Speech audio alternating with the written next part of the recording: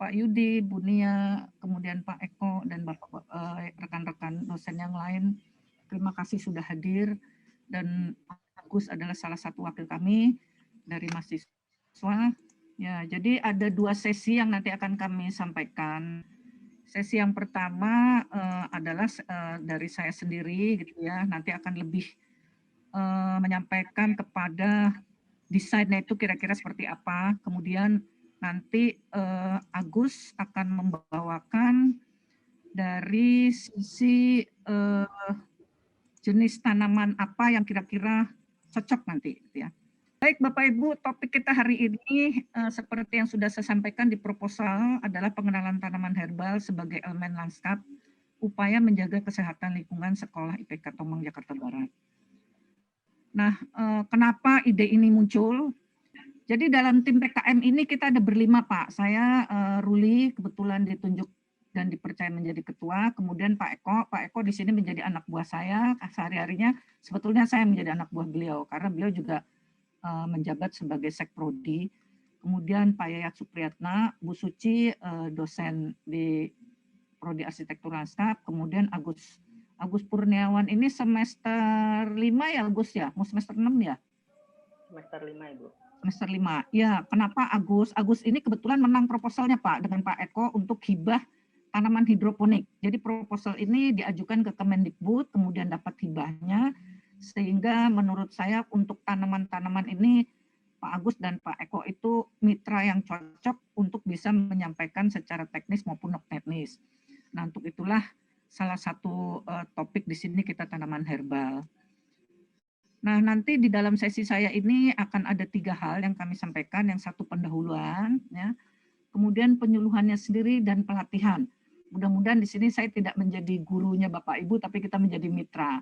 Ya, nanti Bapak Ibu mudah-mudahan bisa ada alat tulisnya ya Pak. Kita sama-sama bagaimana mendesain yang sederhana dan mudah. Ini nanti di sesi terakhir di pelatihan. Baik, kami akan masuk kepada pendahuluan ya. Jadi di pendahuluan di sini tidak lain ini seperti yang ada di di proposalnya Bapak Ibu ya, bahwa PKM ini merupakan salah satu dharma dari perguruan tinggi kita di mana dosen, karyawan maupun mahasiswa harus wajib melakukannya setiap semester. Jadi setiap tahun kita 2 kali melakukan. Semester ini yang menjadi mitra adalah IPK Tomang, ketuanya saya, dan semester depan nanti adalah SMA 65 ya Pak Eko ya. Itu ketuanya Pak Eko. Ya, nanti kalau Bapak Ibu dari IPK Tomang kalau mau gabung silakan, nanti akan memberikan linknya, ketuanya Pak Eko. Sebetulnya untuk PKM-PKM yang lain juga bisa gabung, tapi mungkin dari grup-grup lain bukannya tidak memperkenankan, mungkin Zoom-nya sudah kapasitasnya sudah mencukupi. Nah, kami mengambil judulnya di sini pengenalan tanaman herbal. Seperti yang di pertemuan-pertemuan kita sebelumnya, kenapa tanaman herbal? Karena kami melihat tanaman herbal itu ada yang bisa langsung dipakai tanpa diolah. Ada yang dengan pengolahan dulu, dan juga ternyata tanaman herbal ini bisa menjadi aspek estetika. Harapan saya sih tanaman herbal di sekolah IPK ini akan menjadi modul, ya, akan menjadi embrio untuk menggerakkan sekolah-sekolah yang lain, sehingga pada gilirannya nanti di ujung dari semua kegiatan ini dalam 2-3 tahun ke depan, ini akan tercipta kesehatan lingkungan yang dimulai dari sekolah. Artinya wilayah Jakarta Barat akan mempunyai taman-taman herbal yang akan dimulai dari sekolah-sekolah. Nah, mudah-mudahan IPK akan menjadi penggeraknya, gitu ya, sehingga ini menjadi sesuatu yang sifatnya membanggakan. Nah, tidak lain dari semua ini adalah untuk mewujudkan kenyamanan lingkungan dan menambah edukasi bagi komunitas pendidikan. Itu khususnya, meskipun umumnya juga bagi masyarakat umum. Terus kemudian diharapkan dengan pengenalan ini dapat meningkatkan dan menambah wawasan. Dan harapannya semua kita akan tahu dalam kondisi apapun, apalagi pandemi ini, bahwa tanaman herbal itu menjadi sangat penting. Sehingga di sini perlu kita gencarkan untuk lebih memasyarakatkan tanaman herbal. Nah, yang berikutnya di sini nanti ada tahapannya. Pertama ini adalah saya ingin menyampaikan penyuluhan, kemudian di akhir memberikan pelatihan. Kenapa? Paling tidak kita sudah mengenal tanaman herbal itu apa, sehingga kita bisa menerapkan kepada ilustrasi desainnya. Nah, ini ada beberapa pengertian tanaman herbal yang saya kompilasi dari beberapa sumber. Jadi ternyata tanaman herbal itu adalah tumbuhan telah diidentifikasi, artinya sudah melalui uji secara empirik dan diketahui berdasarkan pengamatan. Ini juga berdasarkan empirik ya.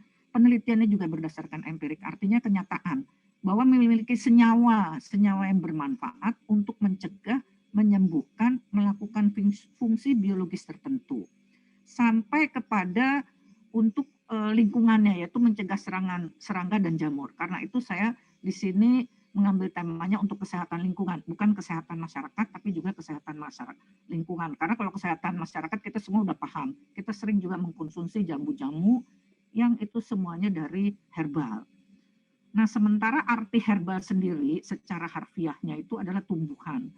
Sehingga di sini tumbuhan herbal adalah tumbuhan yang mempunyai manfaat untuk melakukan pencegahan dan penyembuhan dan fungsi biologis lain.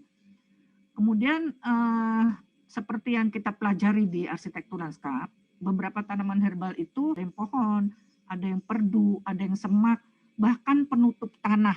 Mungkin Bapak Ibu pernah tahu ada rumput teki gitu ya, kita kalau bilangnya rumput teki, saya nggak hafal itu nama latinnya, ternyata itu juga bisa dipakai jamu. Jadi artinya strata tanaman herbal ini itu ada di pohon, ada di perdu, ada di semak, ada di penutup tanah. Nah, pertanyaannya kenapa kita tidak menggunakan tanaman herbal ini sebagai penghijauan? Karena ternyata pohonnya bisa ada, perdunya ada, untuk keindahannya semak dan penutup tanahnya ada. Nah, mudah-mudahan ini menjadi kepedulian kita dan kesadaran kita bahwa kita akan menggunakan tanaman herbal di mana saja sebagai tanaman hias kita, unsur estetika kita. Nah, kemudian berbicara dari aspek tanaman elemen lanskapnya, ternyata lanskap itu ada dua elemennya. Jadi elemen yang sifatnya alami, ya elemen alami itu jadi ada tanaman, ada air, batu dan lain sebagainya. Itu yang mikronya. Yang makronya ada gunung, ada kontur dan lain sebagainya. Kemudian ada elemen binaan. Elemen binaan ini yang dibuat oleh manusia. Itu misalnya sculpture, pon, bangku, lampu taman, dan lain sebagainya. Kemudian elemen buatan manusia yang sifatnya makro, building, gitu ya. Kemudian juga ada jembatan, ada struktur, ya itu elemen lanskap semuanya. Meskipun yang buat bukan arsitek lanskap, tapi dia masuk ke dalam satuan elemen lanskap. Karena seperti kita ketahui, pengertian lanskap ini kan sebuah bentangan. Jadi kalau kita ngetik kertas bentuk potret, kemudian dilanskapkan, itu kan dibentangkan. Nah, jadi lanskap di sini mengandung pengertian adalah bentang alam di mana dia terjadi atau terdiri dari interaksi alam sendiri maupun antara alam dengan manusia. Sehingga kita menyebut elemen lanskap ini ada dua, ada yang sifatnya lunak atau soft dan ada yang sifatnya keras. Nah, di dalam lanskap ini itu ada elemen-elemennya Bapak Ibu. Salah satunya atau beberapa di sini saya sudah rangkum semuanya, ada udara, ada air, ada cahaya matahari, ada tanah, ada suhu, dan ada tanaman dan tumbuhan sendiri. Nah, sekarang ini semua bisa kita perlakukan. Contohnya misalnya ya harusnya orang masih bisa bertaman, masih bisa berkunjung ke taman. Tapi mungkin karena banyak yang tidak tahu, atau mungkin taman-taman kita ini ketika didesain tidak mengendalikan elemen lingkungan ini. Kalau kita kendalikan, kita tidak perlu khawatir sangat untuk kita melakukan kegiatan di taman. Karena kita sudah perlakukan semua elemen lingkungannya ini. Nah, bagaimana memperlakukannya? Nanti akan ada di slide berikutnya. Sebelum sampai kepada perlakuan lingkungannya, kita perlu tahu dulu sumber dari kesehatan lingkungan. Jadi ini teori dari kesehatan lingkungan itu ada empat sumber atau 4 simpul. Simpul A ini adalah di mana semua sumber itu ada di situ. Baik sumber pencemaran udara, tanah, air, bahkan sumber dari bakteri dan virus yang sekarang ini pandemi. Itu kita orang kesehatan lingkungan menyebutnya adalah simpul A. Simpul A ini karena tadi ada media lingkungan, udara, air, tanah, dan sebagainya, dia menjadi ada di lingkungan kita. Nah, ada di lingkungan kita itu kita menyebutnya ambien. Kemudian kita ada di dalam situ, kita hirup, kita ada bergerak di situ ya, otomatis kita akan yang tadi ada sumber ini sedikit banyak akan masuk ke dalam badan manusia. Kemudian akan berdampak di simpul D kalau kita sembuh, kita sehat kembali, Atau kalau setengah sembuh kita menjadi cacat, tidak bisa disembuhkan, maka kita akan almarhum almarhumah. Nah, pertanyaannya, si arsitek lanskap itu bergeraknya di mana? Arsitek lanskap itu bergeraknya antara di simpul AB dan BC. Jadi sebelum sampai kepada badan manusia, maka si arsitek lanskap ini dia harus bergerak, mengendalikan si elemen-elemen lingkungan tadi itu. Kemudian bagaimana cara kita mengendalikannya? Ini ada salah satu, misalnya udara. Nah, kita sering lihat orang pengen rapet gitu ya, tanamannya kita rapetin semuanya. Udah pokoknya rapet lah, supaya tanahnya itu nggak kelihatan, supaya dinding tetangga nggak kelihatan, supaya dinding rumah kita ini terlapisi dengan tanaman-tanaman yang padat. Tapi kita nggak sadar, kita telah menutup jalur sirkulasi udara. Makanya ada himbauan di dalam 6 bulan terakhir ini dari pemerintah, dari Satgas, tolong kalau ada di dalam ruangan buka jendela, buka pintu supaya terjadi sirkulasi udara. Nah, begitu juga di luar. Harusnya lingkungan kita, taman-taman kita, penghijauan kita itu jangan dirapetin dengan tanaman. Tapi kita kasih supaya udara ini mengalir. Jadi kira-kira seperti di gambar ini. Biarin aja tanamannya berbaris ya. Nanti berbarisnya ini kan bisa kita desain bentuknya zigzag atau bentuk sirkular atau bentuk middle. Yang penting harus ada bukaan. Nah, saya merasakan beberapa hari kemarin saya mencoba nih ke taman. Benar ya, di taman sengep ya. Apalagi ketika saya pakai masker dan pakai face shield, kok makin sengep. Ternyata saya perhatikan, oh ini ternyata tanaman-tanaman tidak didesain dengan memperlakukan si elemen-elemen lingkungan tadi. Jadi Bapak Ibu, nanti kalau misalnya kita akan mendesain, ingat, kita harus perlakukan si tamu-tamu di ruang luar itu, yaitu udara, air, suhu, dan segala macam itu, termasuk tanah, kita perlakukan supaya dia juga ramah ke kita. Nah, salah satunya dengan udara ini, ya kita biarkan dia menjadi sirkulasi. Kemudian yang kedua, ini yang paling kita cari-cari sekarang ini dalam 3 bulan terakhir, karena kita nggak pernah dapat matahari. Ya, ini kita harus tahu bagaimana supaya matahari, jalur sinar matahari itu jangan ditutupin. Ini saya sendiri mengalami di rumah, ketika pohon besar-besar, aduh, saya mesti cari matahari ke sana kemari. Akibatnya apa? Saya harus tebang pohon itu, paling tidak di pruning. Kan sayang. Coba kalau dari awal saya ikut memikirkan, atau si yang punya rumah sebelumnya ini, karena saya beli rumahnya ini tidak dibangun ya, pohonnya itu ditata. Jadi seperti inilah, kita mesti tahu pagi itu antara jam 7.11 itu kira-kira ruang matahari itu akan ada di mana. Kemudian siang ada di mana dan sore ada di mana. Kita bisa browsing matahari yang paling bagus untuk berjemur pada saat pandemi ini jam berapa. Nah, ini jangan sampai aset alam itu kita tutup. Kira-kira jadi seperti ini. Jangan menutup jalur sinar matahari karena mengandung UV. UV ini mengandung vitamin D memperkuat tulang. Nah, kemudian yang berikutnya adalah air. Kadang-kadang kita suka, aduh, bodo amat cuci tangan nih. Saya lihat nih semua iklan-iklan atau arahan-arahan cuci tangan itu dibiarkan kerannya mengalir. Berapa debit air yang terbuang dengan sekian juta orang karena harus ada cuci tangan sesering mungkin. Jadi saya juga mau nyarankan kepada keluarga saya, kalau lagi cuci tangan, ketika sabun tangan kita lagi menggosok nih, matiin dulu airnya. Terus anak saya bilang, kan nanti tangan kita kena, Bu, gitu. Ya kan pakai siku. Saya bilang gitu. Ya pakai siku, jangan pakai tangan, pakai siku. Karena kita sekarang nggak boleh salaman kan, tapi kita pakainya siku gini semuanya. Akhirnya itulah. Jadi air itu juga kita perlakukan. Karena air juga aset. Pada saat nanti bulan Juni ke sini musim kemarau, aduh kita lihat bagaimana tuh ya kota Jakarta menjadi warnanya kuning. Karena rumput-rumputnya menjadi kuning warnanya. Kita jalan ke tol jadi kuning semuanya. Itu karena kita tidak pandai melindungi air, atau kita tidak pandai melindungi aset-aset ini. Ya, jadi jangan menutup jalur air. Kemudian kalau bukan berarti terus kalau kita cuci tangan air digelontorkan gitu aja. Tapi setelah tangan kita kena sabun ya kita tutup kerannya. Nanti kita buka lagi. Kemudian tanaman.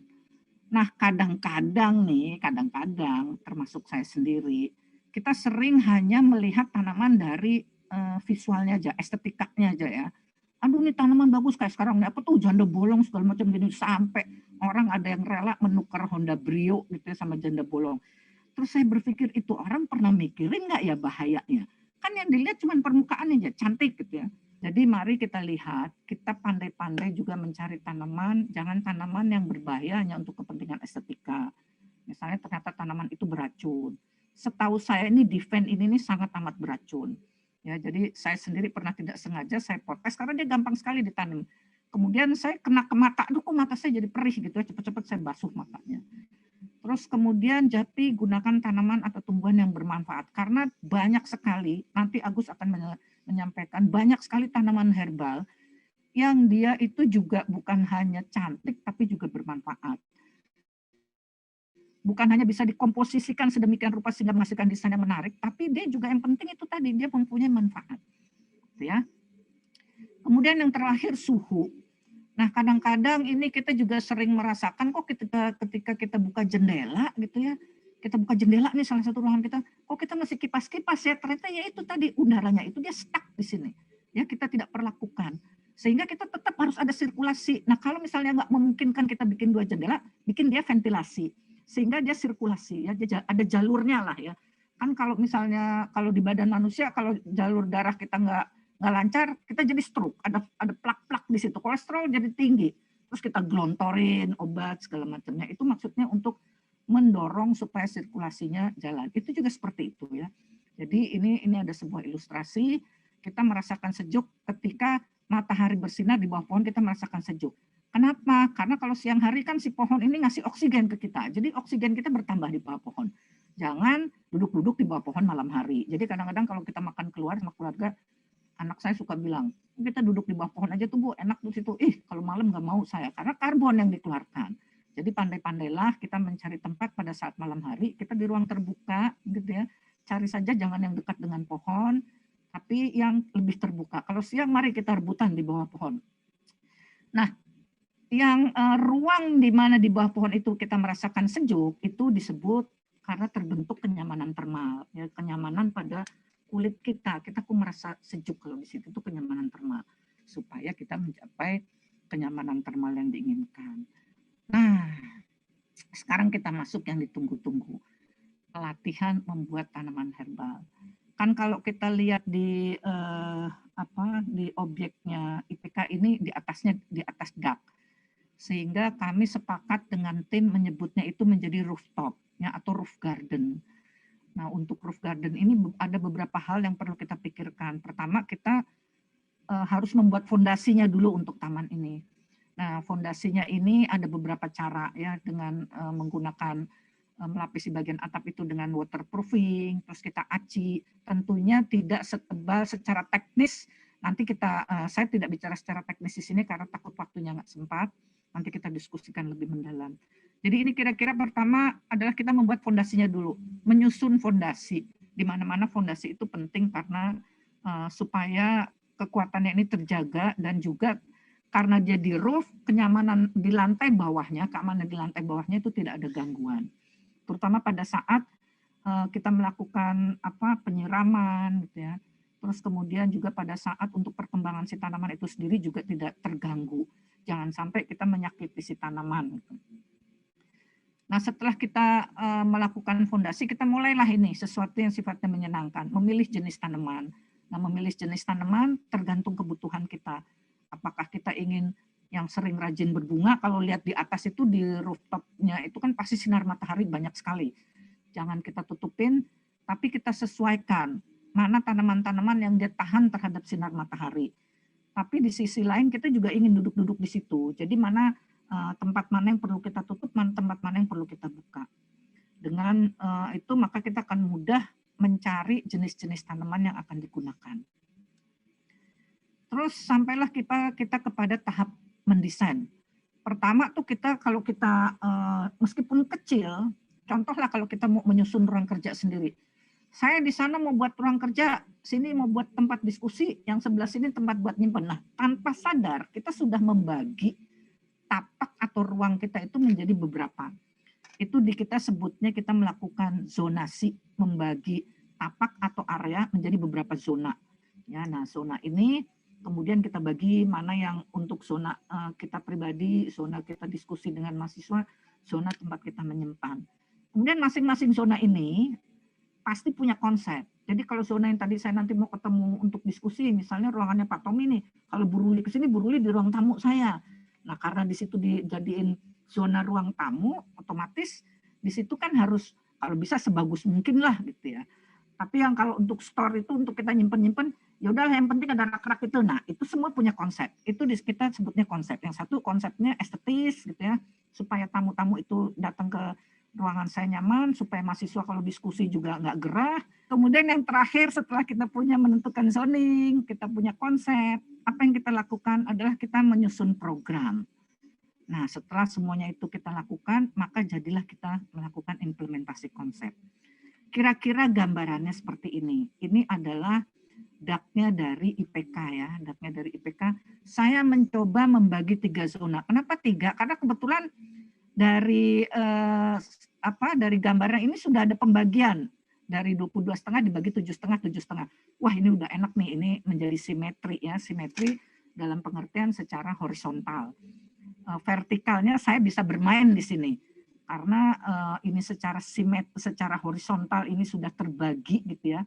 Jadi ini Bapak Ibu dari IPK, saya mencoba membagi zonanya menjadi 3. Terus kalau kita lihat paling bawah sini kan ada tangga ya. Jadi ini kita nggak sempat survei ya Pak Eko ya karena kondisi pandemi. Saya membayangkan di bawah sini orang akan naik, masuknya dari sini. Kemudian ini adalah area pertama di mana orang masuk. Sehingga area pertama dari yang masuk itu saya menyebutnya sebagai zona welcoming ya, atau welcoming area. Kenapa? Karena fungsinya untuk menyambut. Nah, karena fungsinya menyambut, maka dia harus cantik nih. Orang harus tertarik dulu di situ, harus punya daya tarik.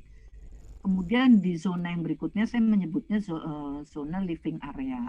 Kenapa living area? Karena di situ banyak kegiatan. Nah, kegiatan ini bukan berarti itu kita kasih elemen banyak ya, di situ banyak elemen ini itu enggak. Tapi beberapa tanaman yang orang tuh jadi stop, berhenti ngelihat. Oh ya, saya pengen lihat dulu, saya pengen lihat. Nah, terakhir di sini, ini saya jadikan dia zona untuk gudang atau tempat umum. Nah, sampai sini kalau ada yang mau bertanya silakan aja, boleh ya Peko ya. Silakan. Jadi sampai sini Bapak Ibu langsung tanya jawab ya, silakan. Ya, silakan Pak. Kalau ada yang bertanya silakan sebelum saya lanjut ke berikutnya. Kalau tidak ada, kita lanjut aja. Jadi pertama tadi kita udah bikin fondasi, kemudian kita bagi kawasannya ini atau tapaknya ini menjadi zonasi, menjadi zona-zona ya. Zona ini tergantung kebutuhan. Misalnya Pak Tommy sama Pak Obed udah diskusi nih sama yayasan. Jangan bikin 3 zona karena dari yayasan mau minta 5 zona atau cukup 2 zona aja, silakan. Silakan. Yang penting zona ini harus sesuai dengan apa kebutuhan dan keinginan. Kadang-kadang kita perancang ini pengennya sesuai keinginan, jadi maunya kita. Nah, akibatnya kadang-kadang desain itu menjadi tidak terpakai karena keinginan si perancang bukan keinginan si pengguna. Nah, setelah kita membagi zona gitu ya, maka kita mulai menyusun program kebutuhan elemen-elemennya. Nah, ini salah satunya. Saya nggak usah sebutin deh, ini di sini banyak sekali. Jadi kita ini membagi tanamannya apa, ini jadi kebutuhan untuk tanaman herbal ya saya bagi. Terus ini ada contohnya gitu ya. Terus kemudian tanaman perdu karena kita ingin di dalam tapak kita itu ada stratanya. Jadi kalau yang di atas itu pohon itu untuk meneduhi. Untuk perdu itu karena kita biasanya skalanya itu skala pandangnya mata itu untuk kita eye catchingnya kita. Oh ini begini, bagus tidak untuk menutup hal-hal yang kurang baik. Kemudian yang paling strata berikutnya, ini beberapa contoh tanamannya. Strata berikutnya adalah semak. Ya, ini ada, loh ini kok masih perdu juga. Ini sebenarnya semak ya. Semak ini untuk kita kalau saat kita berdiri kan tadi perdu ya, ininya level matanya kita. Tapi begitu kita duduk, level kita akan disemak dan dia ada penutup tanah.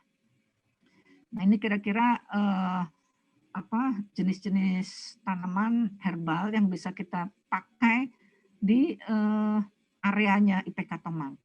Nah, setelah kita bikin semuanya ini ya, setelah kita bikin semua, ini ada beberapa jenis tanaman, ini kebutuhan untuk elemen perkerasan, misalnya kita ingin pakai gazebo, ini boleh desain sendiri, boleh juga kita insert dari Google karena banyak sekali, tapi biasanya sih kita para arsitek lanskap kita mendesain sendiri karena kan kalau yang udah ada di internet itu bisa jadi kaku gitu ya atau mungkin bahannya tidak ada ya, jadi kita bisa mendesainnya sendiri.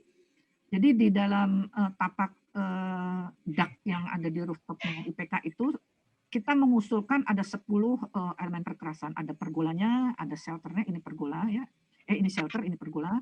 Kemudian ada ponnya ya, ada kolamnya. Kenapa ada kolamnya? Karena ternyata lotus itu juga punya manfaat. Lotus tuh apa ya? Teratai. Lotus apa ya? Teratai. Ya, teratai itu akar dan bijinya punya manfaat ya. Terus kemudian tangki air itu untuk persediaan kalau kita menyiram. Terus ada unsur pencahayaan, siapa tahu Pak Tommy mau rapat sama Pak Obed di malam hari gitu ya. Karena di ruang luar gitu kan, ruang luar tuh jelas sekarang ruang luar lebih enak bertemunya dibandingkan ruang dalam. Terus kita nggak mungkin juga untuk berdiri-berdiri, maka saya mengusulkan ada kursi taman, ada tempat sampahnya, kemudian ada lantainya kita buat dari lantai parket supaya lebih alami, karena kalau kayu atau warna-warna kayu itu kan lebih menyerap panas. Dan tidak lupa ada peralatan K3. K3 ini bukan hanya untuk saat kita luka, tapi saat terjadi sesuatu yang tidak kita inginkan di area tamannya tersebut. Jadi kita perlu ada peralatan K3.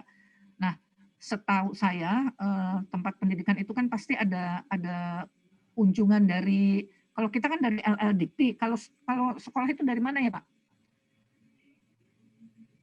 Itu biasanya kan dia masuk-masuk itu sampai kemana-mana kalau inspeksi. Dari Jadi, pengawas Bu biasanya. Pengawas. Iya. Nah, ini kita harus siapkan peralatan K3. Jadi tidak kita lupakan peralatan K3. Nah, inilah kira-kira akhir dari yang tadi saya sampaikan. Ini kita bagi menjadi zona ya, ada zona A, zona B, zona C. Zona A tadi saya usulkan menjadi welcoming area.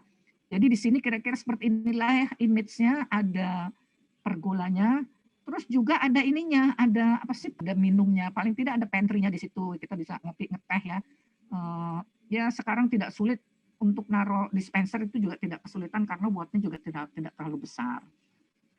Terus kemudian di yang setengah dari bagian yang dijadiin untuk welcoming area ini sebagian saya buka. Kita usulkan kita buka. Kenapa? Supaya kita tidak menghalangi si sinar matahari itu masuk. Gitu ya. Kalau misalnya dari sini dia bisa langsung ke sana, sehingga di bagian sini tidak kita berikan pohon yang tinggi, tapi kita berikan tanaman-tanaman yang sifat yang jenisnya itu sebagai penutup tanah. Nah, kenapa sore hari? Tapi pohon besarnya hanya satu, yang lainnya adalah small tree. Dan ini adalah semak-semak. Ini adalah vertical garden, jadi ada di dinding nempel. Nah, bayan dari sini juga. Terus daerah yang zona di sini adalah tadi living area. Jadi akan banyak sekali di sini atraksi yang bisa kita lihat. Nah, yang terakhir di sini yang tadi adalah service, ini adalah banyak menggunakan tanaman-tanaman herbal untuk jamu-jamuan. Jadi kayak dapurnya ya dari sini dia ambil, simpen ke sini. Sehingga yang tadi yang perannya ini adalah untuk store, juga ada di sini tangki air ya. Kemudian ini akan banyak menggunakan tanaman-tanaman yang sifatnya tanaman tidak terlalu tinggi tapi bisa langsung dipakai. Karena kita ada di sini ya. Terus ini kira-kira 3 dimensinya. Jadi nanti rooftopnya Pak Tommy, Pak Ubed, Bunia, Pak Yudi jadi seperti ini nih kira-kira ya. Nah, nanti kita bisa gathering di sini nih Pak nih. Kita bisa celebrating di sini. Terus Bunia menyanyi deh sama Pak Tommy. Jadi kalau tamu-tamu yayasan jangan rapat di ruangan masa pandemi ini. Mari kita undang beliau-beliau ada di sini ya. Kita duduk di sini. Terus ada pantry-nya juga kan. Jadi bisa kita makan di sini. Kita juga siapin kalau toh misalnya nanti persisnya Agus akan menjelaskan pohon-pohon kira-kira dipakai. Ini sih usulan saya nih Pak. Tanaman rambat yang di sini tuh kita pakai tanaman cincau. Cincau hijau itu kan kita potes-potes, kita remes-remes gitu, airnya jadi. Terus nunggu beberapa saat. Pak Eko yang ada di kampus juga kembang telang. Nah, kembang telang itu kalau tadi kita lihat di sini belakang ya. Nah, ini kembang telang ini Pak. Nah, bagaimana proses membuatnya kita nanti bisa browsing ya. Jadi coba dong kalau kita bapak-bapak dari pengawas atau yayasan itu datang, ada minuman warnanya ungu. Ungunya bukan ungu buatan loh, ini ungu kembang telang. Terus kemudian ada minuman yang hijau dari cincau gitu ya. Terus kita suguhkan lagi anggur. Aduh, kebayang dong ya. Gitu ya. Terus tiba-tiba ini katanya sih kenapa namanya ceguk? Katanya ini untuk menghilangkan cegukan. Jadi semua yang saya sampaikan di sini ada semua tanaman yang kita kira tadinya itu tidak kita pakai karena tanaman herbal obat-obatan, ternyata cantik-cantik, bagus-bagus gitu ya. Jadi mari kita mulai dengan menanam. Ini saya punya pohon cincau di rumah, cincau hijau. Jadi itu cepat sekali ya. Dan kemarin waktu bulan Ramadan saya bikin cincaunya cincau sendiri dari ini. Gampang sekali, tinggal kita remes gitu ya, jadi cincau hijau. Rasanya kayak tukang cincau-cincau yang di pinggir jalannya kita dulu jajan gitu Bun ya. Jadi tinggal kita kasih sirupnya, itu persis kayak gitu, cincau hijaunya gitu. Jadi ternyata memang kalau makin kita diamkan, itu dia kembali menjadi air lagi. Dan airnya itu langsung saya minum juga rasanya seperti cincau gitu ya. Kan biasanya itu kan cincau suka dibuangin tuh airnya, diambil dari dari tempat tempat boxnya itu, bukan box apa sih, kualinya itu, terus dia buangin. Saya buang, saya simpen lagi gitu ya. Saya masukin di tempat wadah es batu tuh. Jadi kan es batunya warna hijau-hijau, kan lucu tuh. Ya kan? Anak saya nanya, apaan nih hijau-hijau? Dah, minum aja, saya gitu aja. Gitu ya. Ya, jadi kembali kepada desain kita tadi.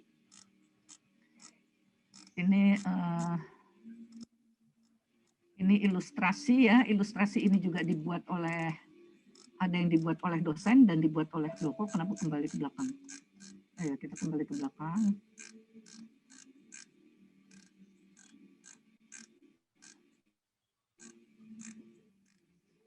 Tinggal, oh ya. Jadi ini ilustrasi kira-kira kalau tanaman rambatnya ini sudah padat ya, dan ini juga kita tidak bisa hanya meletakkan tanaman rambat. Kita harus ada, mungkin ada fiber sedikit untuk supaya kalau kita hujan kita tetap masih bisa menikmati. Jadi ini kira-kira suasananya seperti apa, dan ini dibuat oleh salah satu alumni yang sekarang menjadi dosen. Terus ini kira-kira tadi shelter yang areanya itu adalah area tadi shelter area di sini masuknya ke area store ya. Ini karena kan ada water towernya di sini. Jadi ini saya ya mohon maaf saya tidak ngebayang dindingnya setinggi apa, jadi kira-kira saya gambarkan dindingnya seperti ini. Terus ya ini alternatif aja, kita bisa aja menggunakan untuk dindingnya ini supaya tidak masif, kita pakai lagi beberapa tanaman, ini beberapa alternatif saja. Terus yang tadi pohon itu bisa kita ganti ya, ini kalau di sini saya mengusulkan pohon tapi bisa kita juga ganti dengan tanaman. Ini juga alumni Pak, dulu kebetulan mahasiswa. Bisa nggak gambar? Oh bisa dong Bu. Nah ini dia gambarkan. Kira-kira ini ilustrasinya seperti ini. Nah begitulah Bapak Ibu ya, ini juga beberapa ilustrasi yang saya gabungkan ya. Nah kalau itu tidak terlalu lama, jadi dari kita menanam kita akan kasih rawat dia gitu ya, sampai akhirnya ke harvesting itu juga tidak terlalu lama. Kalau nggak salah 3 bulan kita sudah bisa harvest ya Pak Eko, sudah bisa harvesting ya? Iya Bu.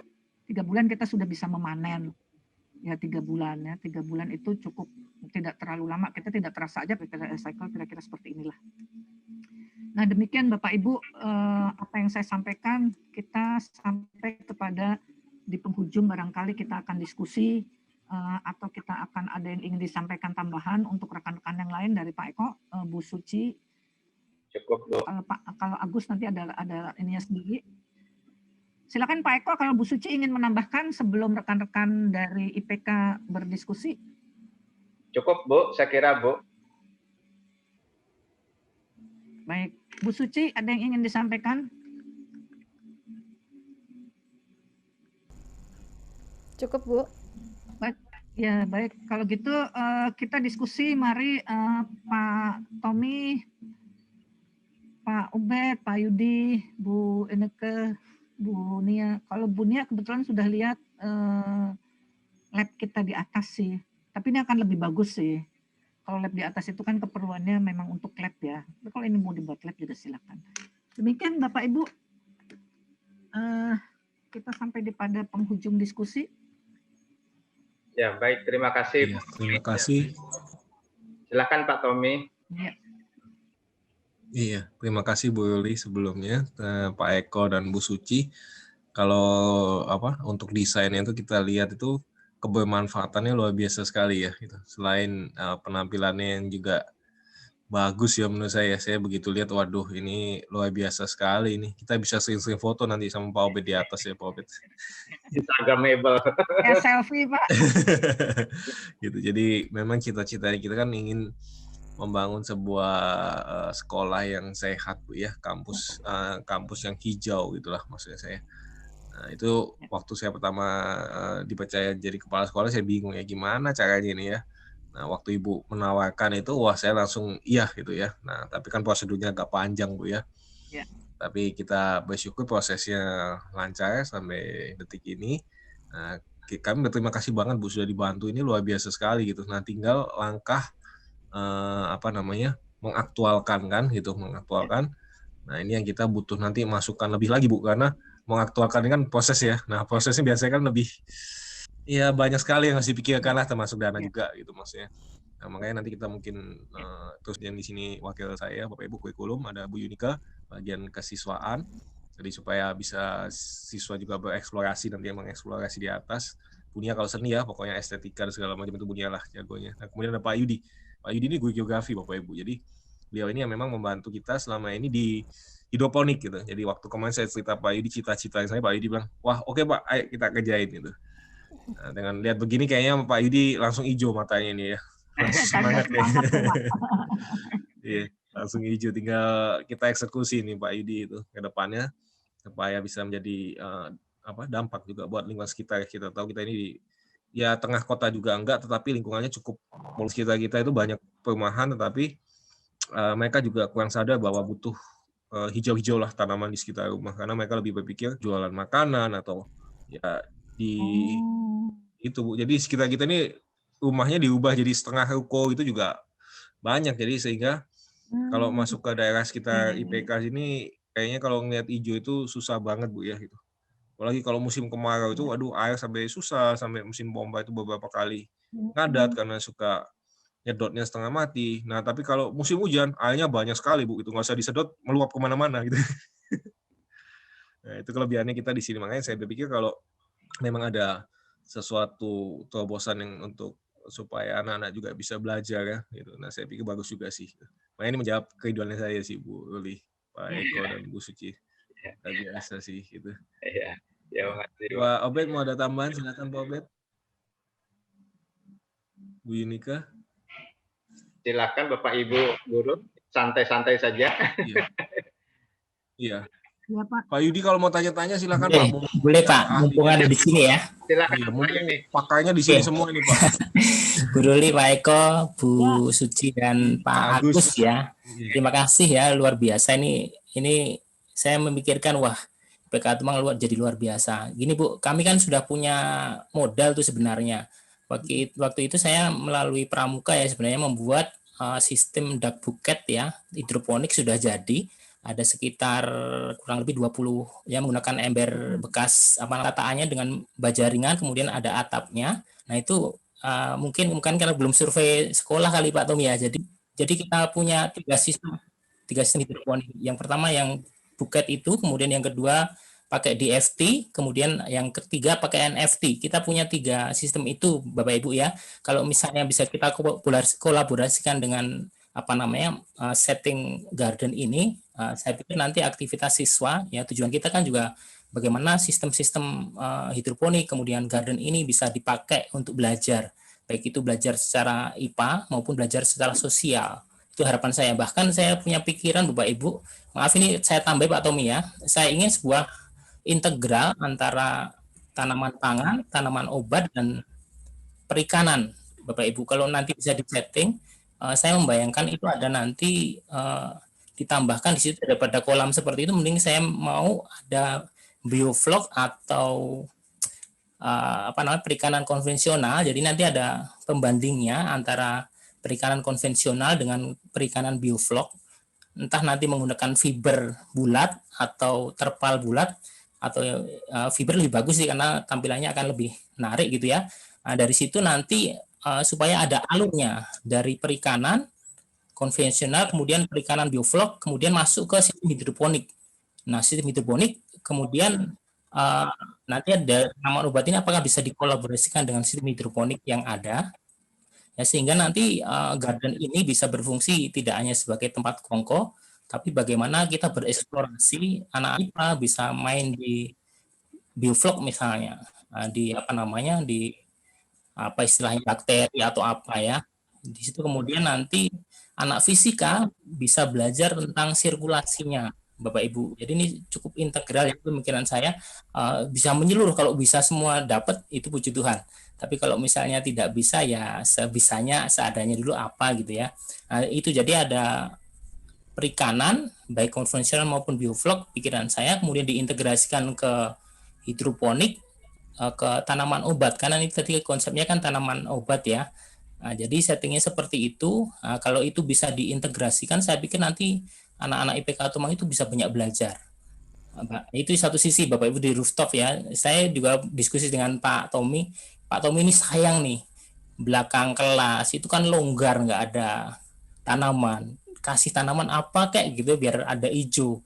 Jadi di batas-batas tembok itu selama ini pernah diusahakan, tapi memang nggak ada yang ngerawat ya, jadi malah kesannya jadi kotor. Nah, bagaimana misalnya selasar itu kemudian ditumbuhi tanaman atau vertical garden itu kan menurut saya begitu luar biasa, sehingga IPK Tomang yang banyak betonnya itu akan menjadi tempat yang nyaman untuk belajar.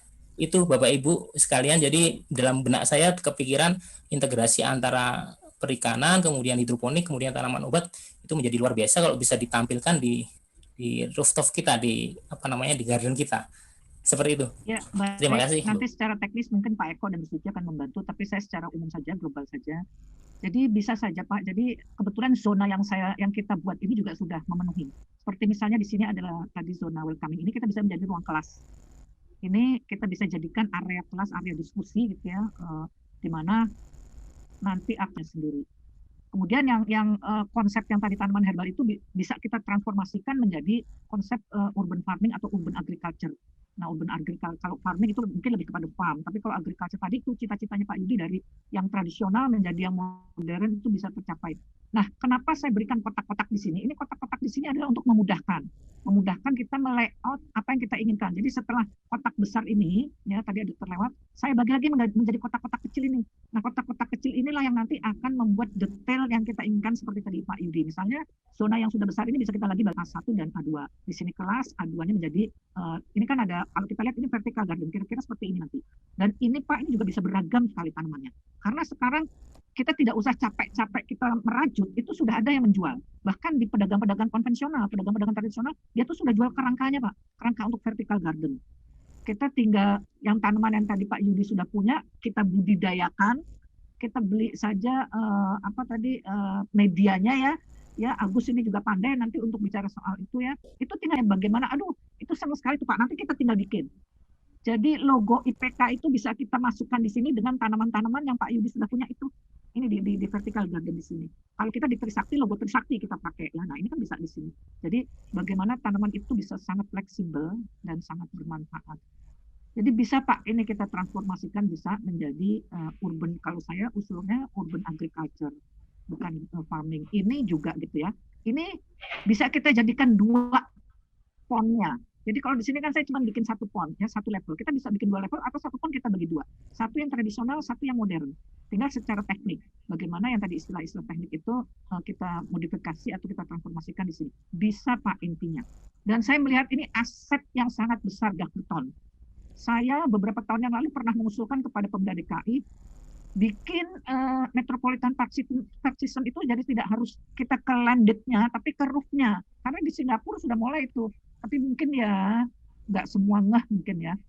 Tapi itulah sekarang karena mungkin kalau membebaskan tanah kan lebih banyak benefitnya ya, markup dikit dibandingkan kita pakai dak beton. Karena gedung-gedung itu dak betonnya tuh ya kalau di Kuningan mulai sudah ada, tapi di Tamrin kan nggak banyak karena itu gedung-gedung lama. Jadi begitu Pak Yudi bisa sekali. Silakan Pak Eko kalau mau menambahkan dan Agus yang tadi istilah teknisnya saya kurang paham. Ya baik, terima kasih Bu Ruli. Jangan lupa Bapak Ibu guru untuk mengisi absen karena kita perlu ada linknya di chat ya, linknya untuk itu. Nah tadi pertanyaan Pak Yudi ini mungkin Bu Nia sudah pernah ke lantai 9 ya, ke gedung kita, gedung K lantai 9. Sekarang itu sudah ada 1 rak hidroponik begitu Pak Yudi. Jadi saya membimbing Agus dan 2 lagi mahasiswa Siva dan Elvina itu kami berhasil mendapat hibah dari Kemendikbud untuk membuat tanaman sayur sehingga rak itu kami letakkan di atas rooftop. Nah ini kenapa kami menyambut baik ini karena memang kami ini ya khususnya saya 91 sudah membuat rooftop Pak pertama kali di Hotel Shangri-La Pak dan Hotel Tunjungan itu tahun 91 saya membuat rooftop. Jadi mengenai teknis Pak Tommy nanti ke yayasan ini ada beberapa teknis ya. Misalnya kalau dak itu saya sebutnya lantai kerja itu tidak mau terjadi apa-apa, kita juga bisa menggunakan letterbox ya. Sehingga tempo-tempo kalau kita bosan kita bisa rubah-rubah itu seperti kita bermain dengan puzzle. Nah, konsep yang di sini tadi kami terapkan itu ada 3 ya. 3 zona adalah zona welcome, zona living dan zona service. Apa yang dimaksud dengan Pak Yudi, ya Bu Nia juga sudah melihat di lantai 9, kami juga di sini mempunyai zona servis di mana bisa lab ya, kita membudidayakan tanaman, percontohan untuk IPA dan IPS semuanya ada di zona servis begitu. Jadi juga mengenai padi ya, padi kami coba 91 itu pakai ember Pak Yudi. Jadi ember itu diisi dengan 10 batang padi juga dalam waktu 4 bulanan kita juga bisa panen. Jadi apapun yang dihendaki nanti mengenai teknis, kalau tidak ingin ini lebih baik juga dengan pakai planter flow. Ada beberapa banyak cara begitu. Nah ini juga masukan ya untuk Pak Tommy dan Bapak Ibu Guru bahwa kalau ini terjadi dalam penilaian adiwiyata itu memang bangunan ini hampir 80% atau 90% adalah bangunan. Tetapi kami mempunyai taman tetapi yang di atas. Nah, sehingga tamannya ini yang berfungsi tadi ada toga, ada hias, ada untuk lab dan seterusnya ya. Nah, itu akan memperoleh nilai yang bagus. Ternyata pemikiran biasa kita nanam di atas tanah, tetapi kita disebut Pak Jokowi petani langit lah istilahnya gitu. Ya, apapun kita bisa bantu. Tetapi sebagai masukan begini Pak Tommy, mungkin nanti akan lebih mudahnya kalau ingin kita realisasi, kita akan bicara lebih teknis. Nah, saya menyarankan nanti prodi arsitektur lanskap itu bekerja sama dengan SMA IPK. Setelah kita bekerja sama, nanti kita akan menugaskan dosen-dosen sebagai satu konsultannya Pak untuk mungkin supervisor dan segala macam kita berkolaborasi lah untuk mewujudkan rooftop yang di SMA IPK. Kira-kira begitu Pak Yudi, terjawab ya? Atau masih silakan kalau untuk yang lainnya Bapak Ibu Guru. Ya Pak, jadi saya tambahkan kita kan sudah ada surat kemitraan Pak, itu bisa ditingkatkan Pak, surat kemitraan menjadi surat perjanjian kerjasama ya, dan itu kita nanti bisa kolaborasi, begitu kan maksudnya ya Pak Eko ya? Satu lagi saya tambahkan di sini ya Pak Tommy dan Bapak Ibu Guru yang lain. Jadi saya melihat ini yang rencananya saya ini di SMA 65 itu ingin tanaman herbal itu sebagai nilai ekonomi, jadi green economic gitu ya. Nah, itu melatih untuk siswa SMU itu menjadi seorang entrepreneurship. Nah, misalnya katakanlah kita biasanya minum es teh gitu ya atau teh manis. Tetapi sekarang ini dalam kondisi ini kita bisa mengembangkan dengan teh serai atau teh talang dengan harga yang sama, mungkin ukurannya lebih dikecilkan, sehingga melatih siswa itu bagaimana menjadi seorang entrepreneur. Nah ini sebenarnya konsep ini saya bocorkan sebenarnya untuk konsep di 65, jadi melatih tanaman herbal itu mempunyai nilai ekonomi yaitu teh serai dan teh talang. Tetapi kalau di sini ingin dicoba sekaligus, itu akan menjadi suatu yang yang komprehensif lah katakanlah begitu. Jadi kemitraan itu juga sekolah bisa mendidik siswanya sebagai entrepreneur. Semua sarana dan prasarana sudah disiapkan oleh SMA begitu. Begitu Pak Yudi, Tommy, dan Bapak Ibu dosen. Bapak Ibu guru silakan. Ya, terima kasih. Jadi intinya apa yang sudah menjadi modal itu bisa ditransfer ke sini ya Pak Eko ya? Siap Bu. Modal yang tadi disampaikan Pak Yudi itu bisa ditransfer ke rooftop ini ya. Ya. Dan ini bukan hanya sekedar untuk lecture, untuk senang-senang, tapi bisa menjadi lab ini Pak. Bahkan menjadi kelas. Jadi multifungsi, ini multifungsi ya. Pertama tadi untuk estetika, kemudian untuk herbal, kemudian untuk ruang kelas, kemudian untuk labnya sendiri, dan untuk tadi menjamu atau berdiskusi siapapun yang ingin diadakan di sini. Ya kayak di lab kita itu kemarin waktu bulan puasa itu buka puasa kita bisa di situ ya. Jadi buat acara macam-macam di situ jadi. Musik kampus juga. Silakan Pak Tommy. Oh iya, musik kampus juga bisa main di situ. Iya. Terima kasih Pak Eko, Bu Luli. Ini luar biasa ya Pak Yudi, itu idenya banyak sekali Bapak Ibu. Jadi untuk menerapkan itu kita seringkali konsultasi, ngobrol untuk mengembangkan karena cita-citanya beliau itu besar banget gitu. Nanti kita coba ngobrol lebih kondusif lah Bapak Ibu ya, lebih lanjut, lebih ini supaya step-stepnya bisa kita realisasikan ya. Itu Bapak Ibu. Mungkin teman-teman IPK Tomang ada mau tanya, silakan. Pak Eko, Bu Ruli. Iya. Bu Nia, Ya, Pak, ya, silakan Bu Nia. Ya, ini sedikit ada perbedaan gitu ya, rooftop dengan yang saya pernah kunjungi di Trisakti dengan yang di IPK Tomang gitu ya. Salah satunya adalah yang signifikan kalau di Trisakti itu sekitarnya banyak bangunan gitu ya. Terus habis gitu dan di rooftopnya di Trisakti itu menurut saya sinar mataharinya nggak terlalu langsung gitu ya, langsung kena gitu, karena mungkin terhalang karena ada banyaknya bangunan di sekitarnya gitu. Oleh karena itu anginnya pun juga tidak kencang gitu. Berbeda dengan kita nih, kalau yang di tempat kami ini, di sekitar kami itu nggak ada bangunan yang tinggi gitu ya. Palingan ini perlu jadi pertimbangan juga. Jadi yang seingat saya pernah pergi ke rooftopnya di sekolah kami ini, anginnya tuh kencang sekali gitu. Anginnya kencang sekali, dan kalau misalnya lagi panas, ya panasnya bukan main begitu, karena palingan itu butuh pertimbangan. Saya sempat berpikirkan waktu Pak Yudi bilang hidroponik kita mau bawa naik ke atas, kalau misalnya begitu kita perlu sedikit ada penyesuaian gitu ya dengan rooftopnya kita, otomatis kita kayak harus butuh sedikit penghalang gitu ya, atau nggak penutup gitu ya, supaya hidroponik ini kita ini tidak setahu saya yang hidroponik ini nggak bisa, untuk beberapa jenis tanaman tuh nggak bisa yang langsung kena angin atau nggak kena hujan seperti itu. Jadi kita harus butuh penadah yang seperti itu. Itu sih palingan ya yang jadi mungkin bisa jadi bahan masukan gitu. Ya, terima kasih Bu Nia.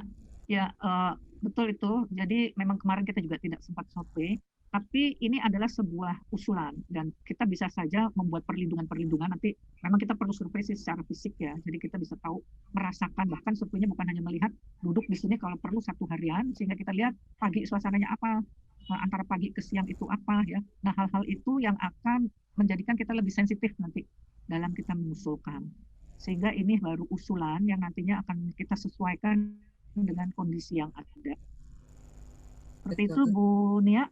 Terima kasih Bu Ruli. Ini Bu, ya. Bagian welcoming-nya ini menurut saya sih sangat bagus sekali, sangat wow gitu ya. Kalau saya aja udah melihatnya aja udah wow gitu ya, pasti saya akan betah lama-lama di situ, apalagi murid begitu sih. Ini yang bagian yang menurut saya sih sangat bikin atraktif sekali sih gitu. Jadi untuk Bapak Ibu yang membantu dalam mendesain ini bagus sekali gitu. Terima kasih Bu Nia. Karena saya meletakkan ini bukan kita tim ini juga mengusulkan bukan hanya sekedar untuk hangout gitu ya, tapi juga bisa menjadi lab, menjadi ya multifungsi tadilah gitu ya. Sehingga ada kita plotting zona yang memang untuk dia bisa di situ untuk tempat diskusi, untuk dia bereksploitasi atau orientasi gitu ya. Nah, jadi sebetulnya ini dibilang kecil, tapi tidak kecil, kita bisa menampilkan satu kawasan dengan multifungsi gitu ya. Jadi ini sehingga saya sama tim itu menyatakan ini benar-benar aset ini, kalau tidak dimanfaatkan sayang. Demikian ya, itu ide kami, gagasan kami dari tim. Ya silakan Pak Eko. Oh ya, baik Mbak Ruli. Jadi untuk menindaklanjuti IPK Tomang juga sudah membuat persiapan. Saya saran begini, kita memberi kemudahan kepada SMA IPK. Nanti SMA IPK itu mengajukan surat saja Pak ke Prodi Arsitektur Lanskap untuk mengajakkan kerjasama ya. Nah, nanti dari Prodi ini akan menugaskan dosen-dosen sebagai pelaksana dalam kerjasama ini. Jadi mengenai teknis-teknis nanti sesuai dengan fungsi dan kebutuhan ya, segala macamnya akan dikawal oleh para dosen. Begitu Pak Tommy. Ya. Ya Pak Eko, terima kasih. Bu Lili juga terima kasih. Nah, misalnya nih Pak, ini kan desain kurang lebih sudah ada ya. Ya. Nah, untuk misalnya kita mau merealisasikan Pak, itu kira-kira pastinya disurvei nanti Pak ya, pasti disurvei. Ya. Terus kemudian kan untuk merealisasikan kan kita juga butuh dana Pak gitu. Nah kan kita juga perlu mengajukan ya ke pimpinan lah begitulah. Ya. Gitu, mengajukan ke pimpinan untuk proses dan segala macam itu gimana Pak biasanya Pak ya? Kalau kan harus ada enggak kan ya kita ya. Ya, jadi kalau memang begini, kalau desain ya nanti kita akan survei, kita akan desain ulang Pak sesuai dengan fungsi dan kebutuhan ya.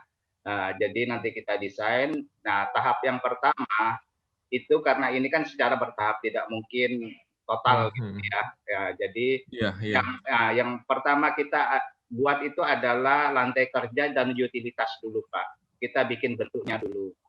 Nah, mungkin soal material tanaman ya, mungkin soal material tanaman juga bisa nanti para siswa membawa satu pot tanaman, nanti kita bisa mix. Itu banyak sekali cara, begitu juga mungkin komite sekolah juga bisa membantu gitu Pak. Banyak.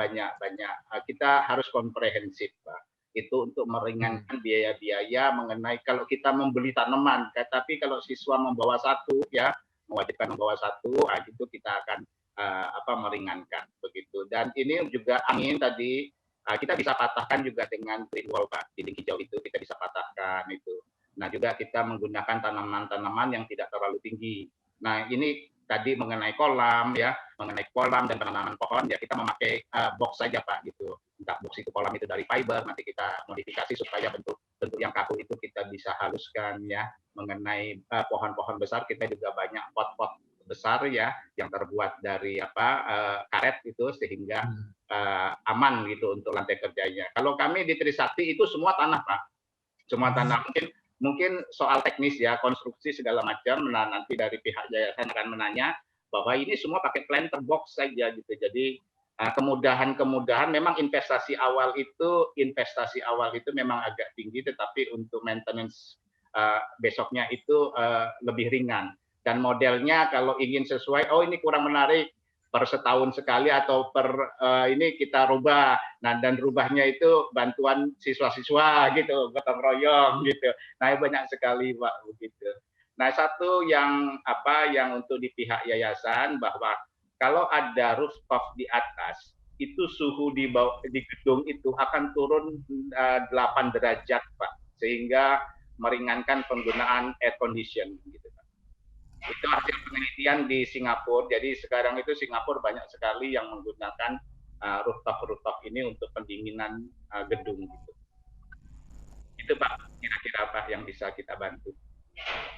Ya, terima kasih Pak Eko. Jadi kita perlu mempersiapkan itu lantai kerja dan utility-nya dulu Pak ya, untuk persiapan itu ya. Iya Pak. Nanti saya coba koordinasi dulu dengan yayasan.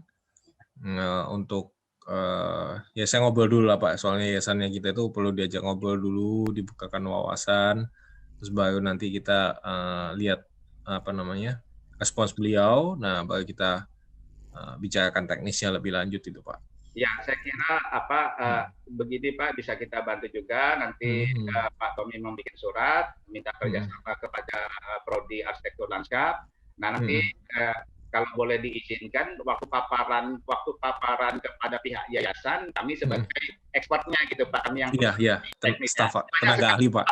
Banyak sekali cara untuk meyakinkan gitu Pak. Betul.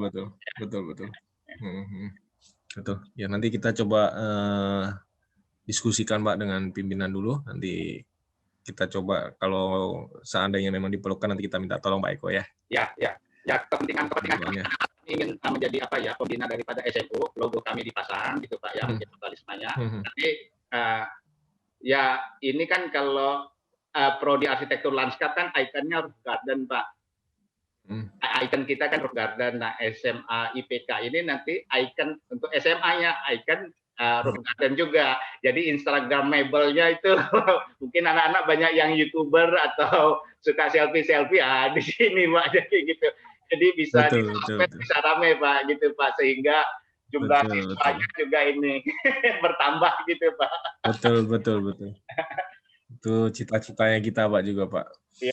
Nah, kira-kira kalau misalnya untuk luasan sekian Pak, luas bangunan yang di atas itu ya, kan kita nggak ngomong instalasi bawahnya Pak ya, konstruksi bawahnya kan kita anggap aja, saya nggak tahu dulu lah, misalnya anggap aja konstruksi bawahnya sudah oke, cukup untuk dipersiapkan untuk garden rooftop ini.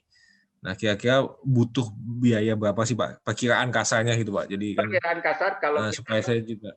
oke, ya dengan ini perkiraan kalau kita untuk proofing lantai itu ya nggak sampai 50 jutaan Pak, di bawah itu bahkan kita perlunya waterproofing karena kita nanti menggunakan tanaman itu pakai pot Pak, planters box gitu saja.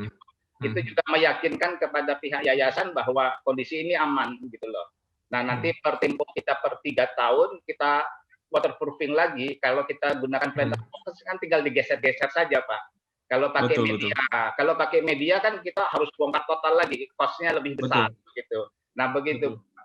Ya, kita untuk utilitas itu kita gunakan itu adalah saluran air bersih, air kotor gitu ya, nanti konstruksi untuk gazebo yang kira-kira permanen gitu, Pak. Itu mungkin ya maksimal mungkin 30 jutaan gitu. Nah, kalau yang waterproofing itu kita ada di waterproof Pak itu kayaknya di atas itu Pak. Sudah ada waterproofnya kayaknya. Ya, tetapi warna abu-abu itu Pak ya. Betul. Nanti kalau kita akan laksanakan kita waterproofing lagi Pak gitu Pak supaya lebih aman. Betul. Nah. Oke. Nah. Jadi saya tambahkan kira-kira seperti ini nih Pak Tommy. Jadi kita bisa pakai planter box yang tadi tanaman yang pergola gitu ya. Terus kita bisa pakai ya. Kira-kira seperti itulah. Ini kan movable ini. Iya, saya lihat ini di PVJ Bu dulu. Di PVJ kan di Bandung itu kan ada. Panjapa ya di lantai atasnya. Iya, di atasnya itu kan ada, terus ada ini kelinci, terus ada kambing, gitu kan manusia lucu itu Bu itu kalau kita sekolahnya begitu. Kelinci juga. Bahkan dia ada itu sekarang Pak, terakhir itu vertical garden ada air terjunnya, ada satu area yang semua bunga matahari, mau masuk ke situ bayar lagi kalau nggak. Iya betul. Nah itu cita-citanya saya sama Pak Yudi begitu, bikin ekosistem kecil lah Bu gitu. Cuman kan memang tempatnya terbatas ya, cuman ya saya pikir ya kita cobalah gitu pelan-pelan lah gitu. Juga dampaknya kan ke depannya juga bagus ya gitu untuk icon dan segala macam. Dampak kesehatan juga bagus lah gitu kalau menurut saya sih. Gitu. Terus terima kasih. Masuk di itunya Pak, di brosurnya Pak, brosurnya IPK. Betul. Ya kan. Saya malah cita-citanya waktu itu bilang ke Pak Eko nih kalau IPK sudah jadi, kemudian saya 65 sudah jadi, kita maju ke Wali Kota Jakarta Barat. Kita sampaikan ini loh sekolah yang menjadi pionir untuk ini. Jadi kebetulan waktu itu sih saya punya link ya untuk dan masih punya link itu. Nah, ini kan bisa menjadi satu model gitu ya. Baik. Terima kasih Bu Yuli, Pak Eko, makasih. Teman-teman ada yang mau tanya lagi silakan. Pak Ubed, silakan Pak Ubed, santai aja Pak Ubed. Udah cukup, udah diwakili Pak Tommy tadi. Pak Ubed sudah terkagum-kagum itu Bu. Pak Ubed udah kagum, udah nggak sabar mau foto-foto di atas. Iya betul. Foto berdua ya ntar Pak Ubed ya. Pak Tommy, kita harus pergi dulu ke Trisakti, harus lihat. Iya, kan itu hari saya janjian sama Pak Eko, cuman ini belum sempat aja sih kondisinya. Kita sekarang lagi lockdown dulu Pak. Iya. Pak, tanggal 8. Betul, nanti kita lihat update-nya Pak Eko ya, kalau sudah lebih baik ya nanti saya ngajak beberapa teman lah ke situ lihat supaya semangatnya itu kelihatan Pak. Kalau cuma digambarkan kan susah membayangkan, tapi kalau sudah datang, sudah masakan, sudah dipegang tanamannya, nah itu semangatnya bisa lebih besar sih Pak biasanya, motivasinya tambah tumbuh gitu. Atau begini Pak Tommy, si Agus ini kan rencananya ingin mengadakan panen sayur hidroponik ya. Nanti mungkin kita batasi undangan itu maksimal 3 Pak. Jadi nanti mungkin sekalian Agus nanti bisa mengundang Pak Tommy gitu ya untuk kita panen sayur hidroponik punya kita gitu. Boleh Pak, boleh sekali Pak. Agus tolong diagendakan Agus untuk panen raya kita. Asik. Saya nggak usah ikut tapi dapat panennya aja deh. Nanti kita kirim fotonya Bu Yuli ya. Kalau baik Pak Eko, mungkin bisa langsung dilanjut sama Agus ya untuk. Silakan. Boleh silakan Bu. Ya, saya stop share dulu.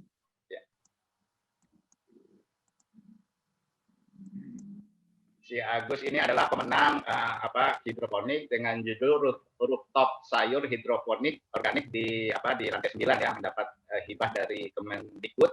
Nah, sekarang sudah Silakan, Agus. sudah melaksanakan itu dan kami juga sudah mempraktekkan itu. Ada tambahan satu lagi Bu Nia, di lantai kami ada rak hidroponik dengan sistem rakit apung gitu ya.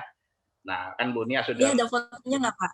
Oh, nanti kalau ini bisa nomor telepon saya atau ke Bu Ruli, nanti saya kirimkan gambar-gambarnya gitu ya. Nah, gitu semuanya. Ya, boleh Pak.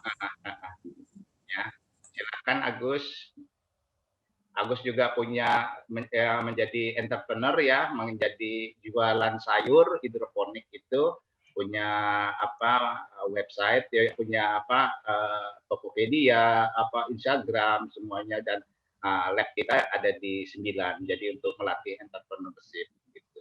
Ya, mungkin IPK juga bisa jadi jualan teh talan atau teh sereh gitu siswa-siswa itu. Jadi kita minum teh itu tidak hanya teh hijau, tapi teh warna-warni gitu. Ya, dengan segelas 5.000 atau 3.000. Gitu. Silakan Agus. Silakan Agus. Agus. Atau mau dari saya share-nya atau mau dari Agus? Halo Pak, suara saya sudah terdengar? Ya, terdengar. Silakan. Baik. Selamat siang, perkenalkan nama saya Agus Purniawan, mahasiswa semester 5 jurusan Arsitektur Landscape Universitas Trisakti. Terima kasih atas kesempatan yang diberikan kepada saya untuk memberikan presentasi ini, khususnya kepada Bu Ruli, Pak Eko, Pak Yayat yang kebetulan tidak bisa hadir, Bu Suci, dan Bapak Ibu dari IPK. Langsung saja saya akan mempresentasikan daftar nama tanaman herbal, pohon, perdu, semak, dan pengalas beserta manfaatnya.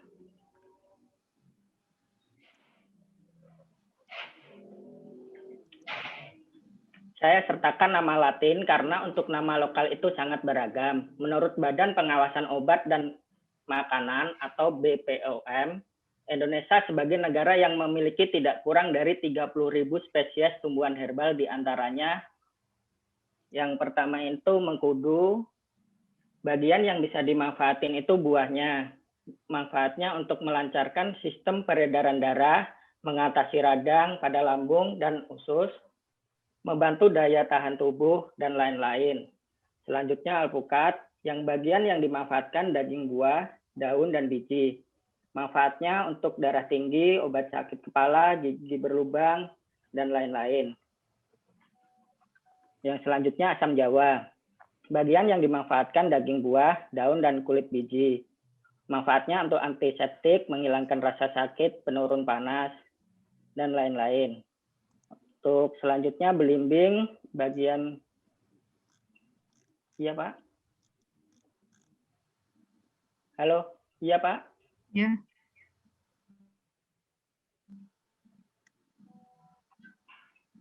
Halo? Iya, Pak? Kenapa, Agus? Oh, yang selanjutnya belimbing, bagian yang dimanfaatkan batang, daun, dan buah. Manfaatnya untuk anti radang, peluruh liur, peluruh kemih, dan lain-lain. Untuk selanjutnya belimbing bulu, yang bagian yang dimanfaatkan daun, bunga, dan buah. Manfaatnya untuk memperbanyak pengeluaran empedu, anti radang, peluruh kencing, dan lain-lain. Untuk selanjutnya kayu manis, bagian yang digunakan kulit kayunya, manfaatnya meningkatkan nafsu makan, nyeri pinggang, rematik, dan lain-lain. Yang selanjutnya kayu putih, bagian yang dimanfaatkan daun dan batang, manfaatnya untuk obat masuk angin, rematik, diare, radang usus, dan lain-lain. Yang selanjutnya kayu rapet, bagian yang dimanfaatkan kulit kayu, manfaatnya untuk mengatasi keputihan, disentri, menstruasi, dan lain-lain. Selanjutnya pohon sapu tangan, bagian yang dimanfaatkan daun, buah, dan kulit batang. Untuk manfaatnya mengobati masalah pencernaan. Selanjutnya sempal wadak, bagian yang dimanfaatkan bunganya, manfaatnya obat radang, abses, cacingan, dan lain-lain. Untuk selanjutnya pohon delima, bagian yang dimanfaatkan kulit kayu, kulit akar, kulit buah, daun, biji, dan bunganya. Manfaatnya mengobati cacingan, BAB, darah, muntah darah, batuk darah, dan lain-lain. Yang selanjutnya pohon duet, bagian yang dimanfaatkan kulit kayu, daging buah, dan bijinya. Manfaatnya mengobati kencing manis, batuk kronis, dan lain-lain. Selanjutnya jambu biji, bagian yang dimanfaatkan adalah buahnya, daun, kulit batang, dan bunga, mengobati diabetes, mellitus, MAH, dan diare, dan lain-lain. Selanjutnya jambu monyet, bagian yang dimanfaatkan buah, daun, dan kulit batang, manfaatnya untuk diabetes, mellitus, disentri, radang, mulut, dan lain-lain.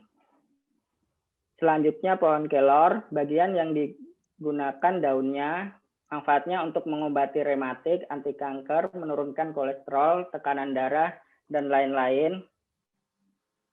Selanjutnya pohon buni, bagian yang digunakan buah, daun, dan ranting muda, manfaatnya mengatasi jantung berdebar, penutup luka, menambah darah, dan lain-lain. Selanjutnya cempaka kuning, bagian yang digunakan bunga, daun, dan kulit batang, manfaatnya untuk rematik, ekspektoran, mengobati batu ginjal, dan lain-lain. Untuk selanjutnya cempaka putih, bagian yang digunakan bunga, daun, dan akar, manfaatnya untuk mengobati bronkitis, batuk, dan lain-lain.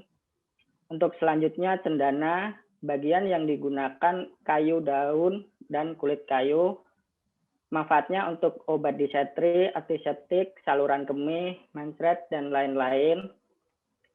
Selanjutnya pohon cengkeh, bagian yang digunakan bunga, manfaat penyakit kolera, penyakit campak, mengobati perut mules, dan lain-lain.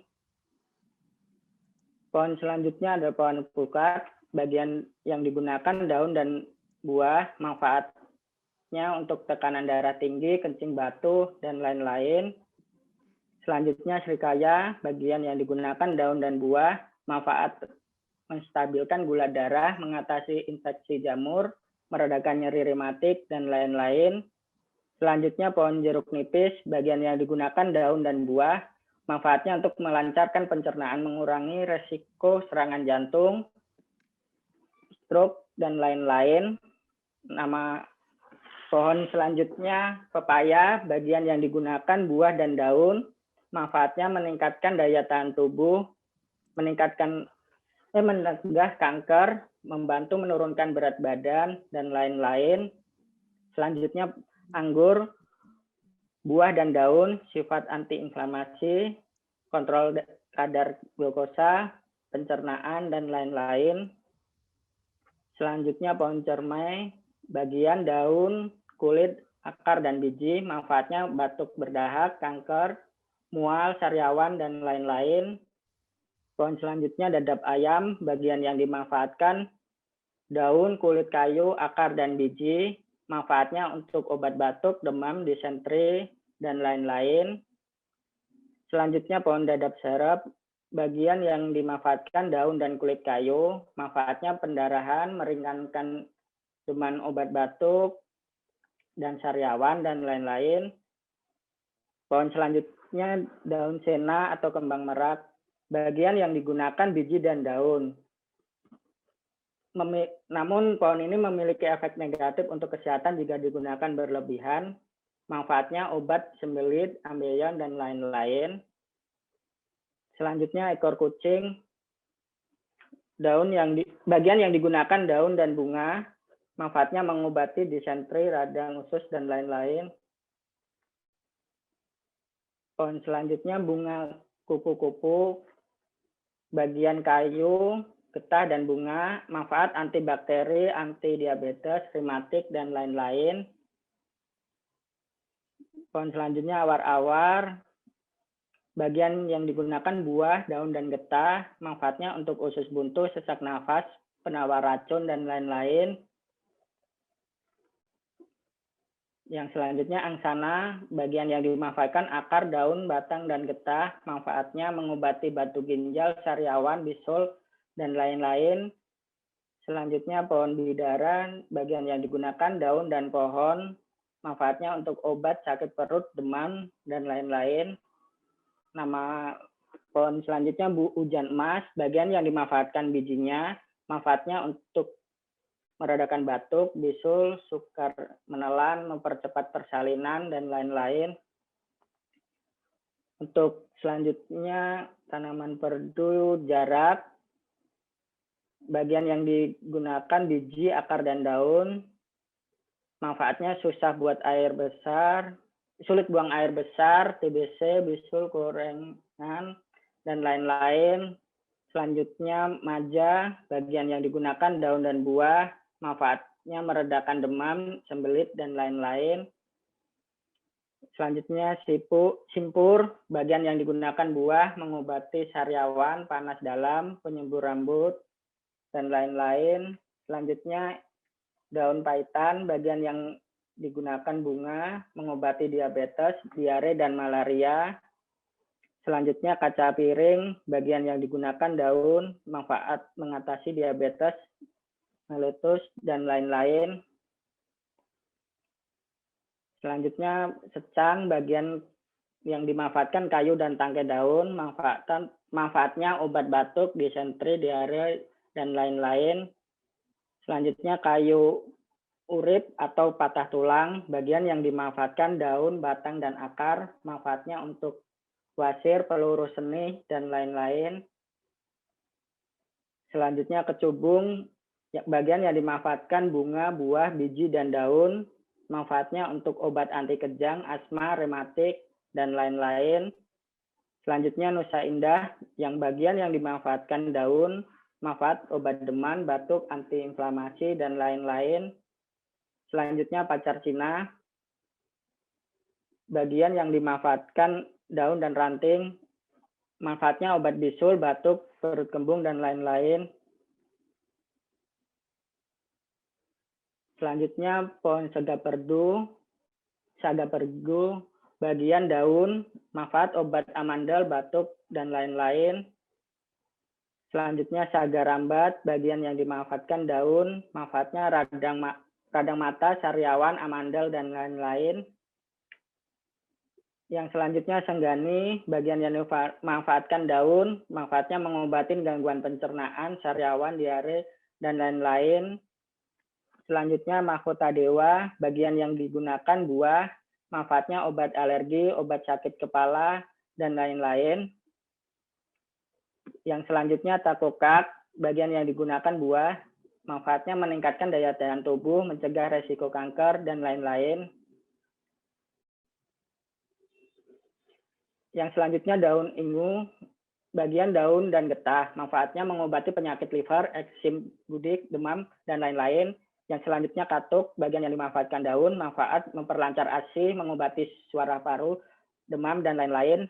Yang selanjutnya salam, bagian yang digunakan daun, manfaat mengobati asam urat, mah, hipertensi, dan lain-lain. Yang selanjutnya jarak tintir, bagian yang dimanfaatkan getah, mengobati luka luar, penurun demam, dan lain-lain. Yang selanjutnya yodia, bagian yang dimanfaatkan daun, manfaat penghilang bau badan, mengusir serangga, dan lain-lain. Yang selanjutnya bougainville, bagian yang dimanfaatkan bunga dan batangnya, manfaatnya melancarkan peredaran darah, mengobati bisul, dan lain-lain. Yang selanjutnya bunga mawar, bagian yang dimanfaatkan bunga, akar, dan daun, manfaatnya mempelancarkan sirkulasi darah, menormalkan siklus haid, dan lain-lain. Selanjutnya bunga pagoda atau serigugu, bagian yang digunakan bunga, batang, daun, dan akar. Manfaatnya untuk anti radang, peluru air seni, menghilangkan bengkak, dan lain-lain. Selanjutnya bunga tasbih, yang bagian yang dimanfaatkan bunga kering, akar, daun, dan rimpang. Manfaatnya menurunkan tekanan darah, penenang, ambien, kepala pusing, dan lain-lain. Selanjutnya gandarusa, bagian yang dimanfaatkan daun, manfaatnya obat bisul, borok, korengan, dan lain-lain. Yang selanjutnya bunga pohon bindara upas, bagiannya umbi, Manfaatnya anti radang, menghilangkan rasa sakit, menghilangkan bengkak, dan lain-lain. Selanjutnya, anggrung, bagian yang dimanfaatkan daun, manfaat batuk, diare, masuk angin, dan lain-lain. Yang selanjutnya, anyang-anyang, bagian yang dimanfaatkan daun, buah, batang, biji, dan getah, manfaat antiinflamasi, penurun panas, dan lain-lain. Selanjutnya, beluntas, seluruh bagian tanaman, menambah nafsu makan, membantu pencernaan, dan lain-lain. Yang selanjutnya, bungur kecil, bagian yang dimanfaatkan bunga, akar, daun, dan kulit kayu. Manfaatnya menghentikan pendarahan, anti radang, dan lain-lain. Yang selanjutnya, daun madu atau landep, bagian yang dimanfaatkan daun, akar, bunga, dan biji. Manfaatnya untuk obat batuk, penawar bisa ular, obat rematik, dan lain-lain. Yang selanjutnya, kedondong laut, bagian yang dimanfaatkan daun, manfaat, obat peluru seni, asma, dan lain-lain. Yang selanjutnya, pletekan, bagian yang dimanfaatkan daun, manfaatnya mengobati kencing batu, borok, dan luka akibat diabetes, dan lain-lain. Yang selanjutnya, orang aring, bagian yang dimanfaatkan daun, manfaatnya memperbaiki kualitas rambut, merangsang tumbuh rambut baru, menyuburkan rambut, dan lain-lain. Yang selanjutnya, kembang bokor, bagian yang digunakan akar, manfaatnya obat demam, malaria, dan lain-lain. Yang selanjutnya, adas, bagian yang dimanfaatkan bunga, akar, dan daunnya, manfaatnya menambah daya tahan tubuh, obat influenza, dan lain-lain. Yang selanjutnya, ajeran, bagian yang dimanfaatkan seluruh bagian tanaman, manfaatnya redang kulit, luka gigitan ular, luka memar, dan lain-lain. Yang selanjutnya, alang-alang, bagian yang dimanfaatkan akar atau rimpangnya, manfaatnya untuk menurunkan panas, peluruh kencing, dan lain-lain. Yang selanjutnya, andong, bagian daun, bunga, dan akar, manfaatnya untuk menghentikan peredaran darah, mengatasi bengkak karena memar, dan lain-lain. Yang selanjutnya, bandotan, bagian yang digunakan daun dan batang muda, manfaatnya penurun panas, antitoksin, menghilangkan bengkak, dan lain-lain. Yang selanjutnya, bakung, bagian yang dimanfaatkan ubi, daun, akar, dan seluruh bagian tanaman. Manfaatnya mengobati bengkak pada kaki dan tangan, obat borok, dan lain-lain. Yang selanjutnya, bangle, bagian yang dimanfaatkan daun dan rimpahnya. Manfaatnya peluru dahak, dan lain-lain. Yang selanjutnya, bayam duri, bagian yang dimanfaatkan seluruh bagian tanaman, manfaatnya penurun panas, peluru kemih, dan lain-lain. Yang selanjutnya, jengger ayam, bagian yang digunakan seluruh bagian tanaman, manfaatnya anti radang mata, dan lain-lain. Yang selanjutnya, bunga kancing, bagian yang digunakan bunga dan seluruh bagian, manfaatnya obat batuk, anti asma, dan lain-lain. Yang selanjutnya, bunga matahari, bagian yang dimanfaatkan seluruh bagian tanaman, manfaatnya mengobati disentri, radang payudara, mengobati rematik, dan lain-lain. Yang selanjutnya, dandang gendis, bagian yang digunakan daun, manfaatnya obat disentri, mengatasi kencing manis, dan lain-lain. Yang selanjutnya, daruju, bagian yang dimanfaatkan akar dan biji, manfaatnya untuk bisul, cacingan, dan lain-lain. Yang selanjutnya, daun encok, bagian yang digunakan daun dan akar. Manfaatnya untuk rematik, memar, kesleo, nyeri lambung, dan lain-lain. Yang selanjutnya, sangketan, bagian yang digunakan seluruh bagian tanaman. Manfaatnya demam, malaria, amandel, gondongan, dan lain-lain. Yang selanjutnya, jagung, bagian yang digunakan rambut dan tongkol muda, manfaatnya untuk badu ginjal, busung air pada radang ginjal, busung perut, hepatitis, dan lain-lain. Yang selanjutnya, alang-alang, bagian yang digunakan akar, manfaatnya panas dalam, muntah darah, mimisan, dan lain-lain. Yang selanjutnya, bunga Desember, bagian yang digunakan ubi, manfaatnya untuk mengobati luka bakar. Yang selanjutnya, bunga lilin, bagian yang digunakan akar dan daun, manfaatnya obat diare dan juga obat cacing. Yang selanjutnya gendi, bagian yang digunakan daun, manfaatnya mengobati MAH, membantu menurunkan kadar kolesterol, dan lain-lain. Yang selanjutnya bambu tali, bagian yang dimanfaatkan ubinya yang sudah dikeringkan, manfaatnya antitoksin, dan lain-lain. Yang selanjutnya bengkuang, bagian yang digunakan ubi dan daun, manfaatnya untuk beri-beri, obat nyeri perut, dan lain-lain.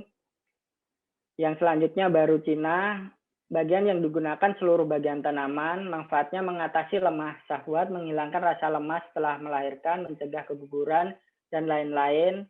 Yang selanjutnya binahong, bagian yang digunakan daun, manfaatnya antibakteri, antivirus, dan lain-lain. Yang selanjutnya bestru, bagian yang digunakan buah, kulit tangkai buah, biji, sabut daun, bunga, dan batang. Manfaatnya mengatasi susah buang air besar, anti radang, dan lain-lain. Yang selanjutnya pohon wedani, bagian yang digunakan biji buah masak yang dikeringkan, akar dan daun. Manfaatnya obat cacingan, obat sakit telinga, dan lain-lain. Yang selanjutnya cincau, bagian yang digunakan daun dan akar, manfaatnya untuk mengobati diare, mengatasi hipertensi, radang lambung, dan lain-lain. Yang selanjutnya daun kentut, bagian yang dimanfaatkan seluruh bagian tanaman, manfaatnya untuk saluran pencernaan, perut kembung, dan lain-lain. Yang selanjutnya gadung, bagian yang dimanfaatkan rimpang, manfaatnya untuk keputihan, mengobati kencing manis, dan lain-lain. Yang selanjutnya gendola, bagian yang dimanfaatkan daun, manfaatnya mengobati radang usus buntu, influenza, dan lain-lain. Yang selanjutnya nona makan sirih, bagian yang digunakan daun, manfaatnya untuk obat rematik, kencing batu, dan lain-lain. Yang selanjutnya sambang darah, bagian yang digunakan akar dan daun, manfaatnya mengobati epilepsi, mengobati luka pendarahan, dan lain-lain. Selanjutnya sirih hijau, bagian yang digunakan daun dan batang, manfaatnya antiseptik seperti menjaga gigi berlubang, dan lain-lain. Yang selanjutnya tebu wulung, bagian yang digunakan batang, manfaatnya obat MAH, batuk, meredakan jantung berdebar, dan lain-lain. Yang selanjutnya binahong, bagian yang digunakan daun, manfaatnya untuk obat gusi berdarah, menyembuhkan luka, dan lain-lain. Yang selanjutnya brotowali, bagian yang digunakan batang, terutama kulit batang, daun, dan daunnya. Manfaatnya demam karena penyakit kuning, kencing manis, dan lain-lain. Yang selanjutnya buah Makassar, bagian yang digunakan biji, akar, dan daun, manfaatnya anti racun, penurun panas, dan lain-lain. Yang selanjutnya cabai Jawa, bagian yang digunakan buah dan akar, manfaatnya mengatasi gangguan pencernaan, epilepsi, dan lain-lain. Yang selanjutnya cabai rawit, bagian yang digunakan buah, detoksifikasi, penurun berat badan, mengurangi kolesterol. Yang selanjutnya ciplukan, bagian yang digunakan seluruh bagian tanaman, manfaatnya mengobati diabetes mellitus, sakit paru-paru, dan lain-lain. Yang selanjutnya iris kuning, bagian yang digunakan rimpangnya, manfaatnya redang tenggorokan, hepatitis, dan lain-lain. Yang selanjutnya jahe, bagian yang dimanfaatkan rimpang, manfaatnya mengobati batuk, pencernaan, dan lain-lain. Yang selanjutnya kumis kucing, bagian yang digunakan daun, manfaatnya mengatasi masuk angin, infeksi ginjal, dan lain-lain. Yang selanjutnya kunyit, bagian yang digunakan rimpang, manfaat obat diare, demam, melancarkan haid, dan lain-lain. Yang selanjutnya lengkuas, bagian yang digunakan rimpang, manfaatnya anti radang, mabuk laut, menambah nafsu makan, dan lain-lain. Yang selanjutnya daun sendok, bagian yang digunakan seluruh bagian tanaman, manfaatnya gangguan pencernaan, diare, disentri, dan lain-lain. Yang selanjutnya lidah buaya, bagian yang digunakan daun, bunga, dan akar, manfaatnya untuk meredakan sakit kepala, sembelit, kencing manis, dan lain-lain. Yang selanjutnya antanan besar, bagian yang digunakan daun, manfaatnya untuk meredakan peradangan, lepra, disentri, dan lain-lain. Yang selanjutnya Socor bebek, bagian yang digunakan daun, manfaatnya untuk mengobati sakit kepala, batuk, dan lain-lain. Yang selanjutnya daun saraf, bagian yang digunakan daun, manfaatnya untuk menyembuhkan luka, menghentikan pendarahan, dan lain-lain. Yang selanjutnya sambang colok, bagian yang digunakan daun, manfaatnya meredakan nyeri haid, peluru seni, dan lain-lain. Yang selanjutnya sedap malam, bagian yang digunakan bunga, manfaatnya menghaluskan kulit dan obat diare. Yang selanjutnya serai, bagian yang digunakan daun, batang, dan akar, manfaatnya untuk mencegah penyakit kanker, detoksifikasi tubuh, mengobati hipertensi, dan lain-lain. Yang selanjutnya gisang Jawa, bagian yang digunakan daun dan akar, manfaatnya mengobati bisul, menambah nafsu makan, dan lain-lain. Yang selanjutnya spearmint, bagian yang digunakan daun dan batang, manfaatnya mengobati sakit kepala, dan lain-lain. Yang selanjutnya rosella, bagian yang digunakan batang dan bunga, manfaatnya obat hipertensi, kolesterol, dan lain-lain. Yang selanjutnya rosemary, bagian yang digunakan daun, batang, dan bunga, manfaatnya obat batuk, nyeri kepala, nyeri otot, dan lain-lain. Yang selanjutnya ruelia, bagian yang digunakan daun dan bunga, manfaatnya obat rematik, anti diabetik, dan lain-lain. Yang selanjutnya sage, bagian yang digunakan daun, manfaatnya untuk obat jerawat, diabetes, dan lain-lain. Yang selanjutnya suruhan, bagian yang dimanfaatkan batang dan daun, manfaatnya obat ginjal, asam urat, dan lain-lain. Yang selanjutnya cakar ayam, bagian yang digunakan seluruh bagian tanaman, manfaatnya anti kanker, anti toksik, dan lain-lain. Yang selanjutnya daun dewa, bagian yang digunakan seluruh bagian tanaman, manfaat antikoagulan, mencairkan kebekuan darah, dan lain-lain. Yang selanjutnya daun jintan, bagian yang digunakan seluruh bagian tanaman, obat yang digunakan obat asma, mengatasi bayi muntah, dan lain-lain. Yang selanjutnya oregano, bagian yang digunakan daun, manfaatnya demam, mengatasi bisul, dan lain-lain. Yang selanjutnya putri malu, bagian yang digunakan daun, manfaatnya hepatitis, dan lain-lain. Ini untuk referensinya. Yang perlu diperhatikan kecepatan tumbuh tanaman, maksimal tumbuh tanaman, sehingga tidak menutupi tanaman secara ekologi buat tanaman itu sendiri dan estetika. Maka dalam penanaman tanaman maupun tanaman herbal, penempatan tanaman sangat penting. Maka dikelompokkan pohon, perdu, semak, dan pengalas. Referensinya. Terima kasih. Sekian pemaparan dari saya. Jika ada pertanyaan, saya silakan.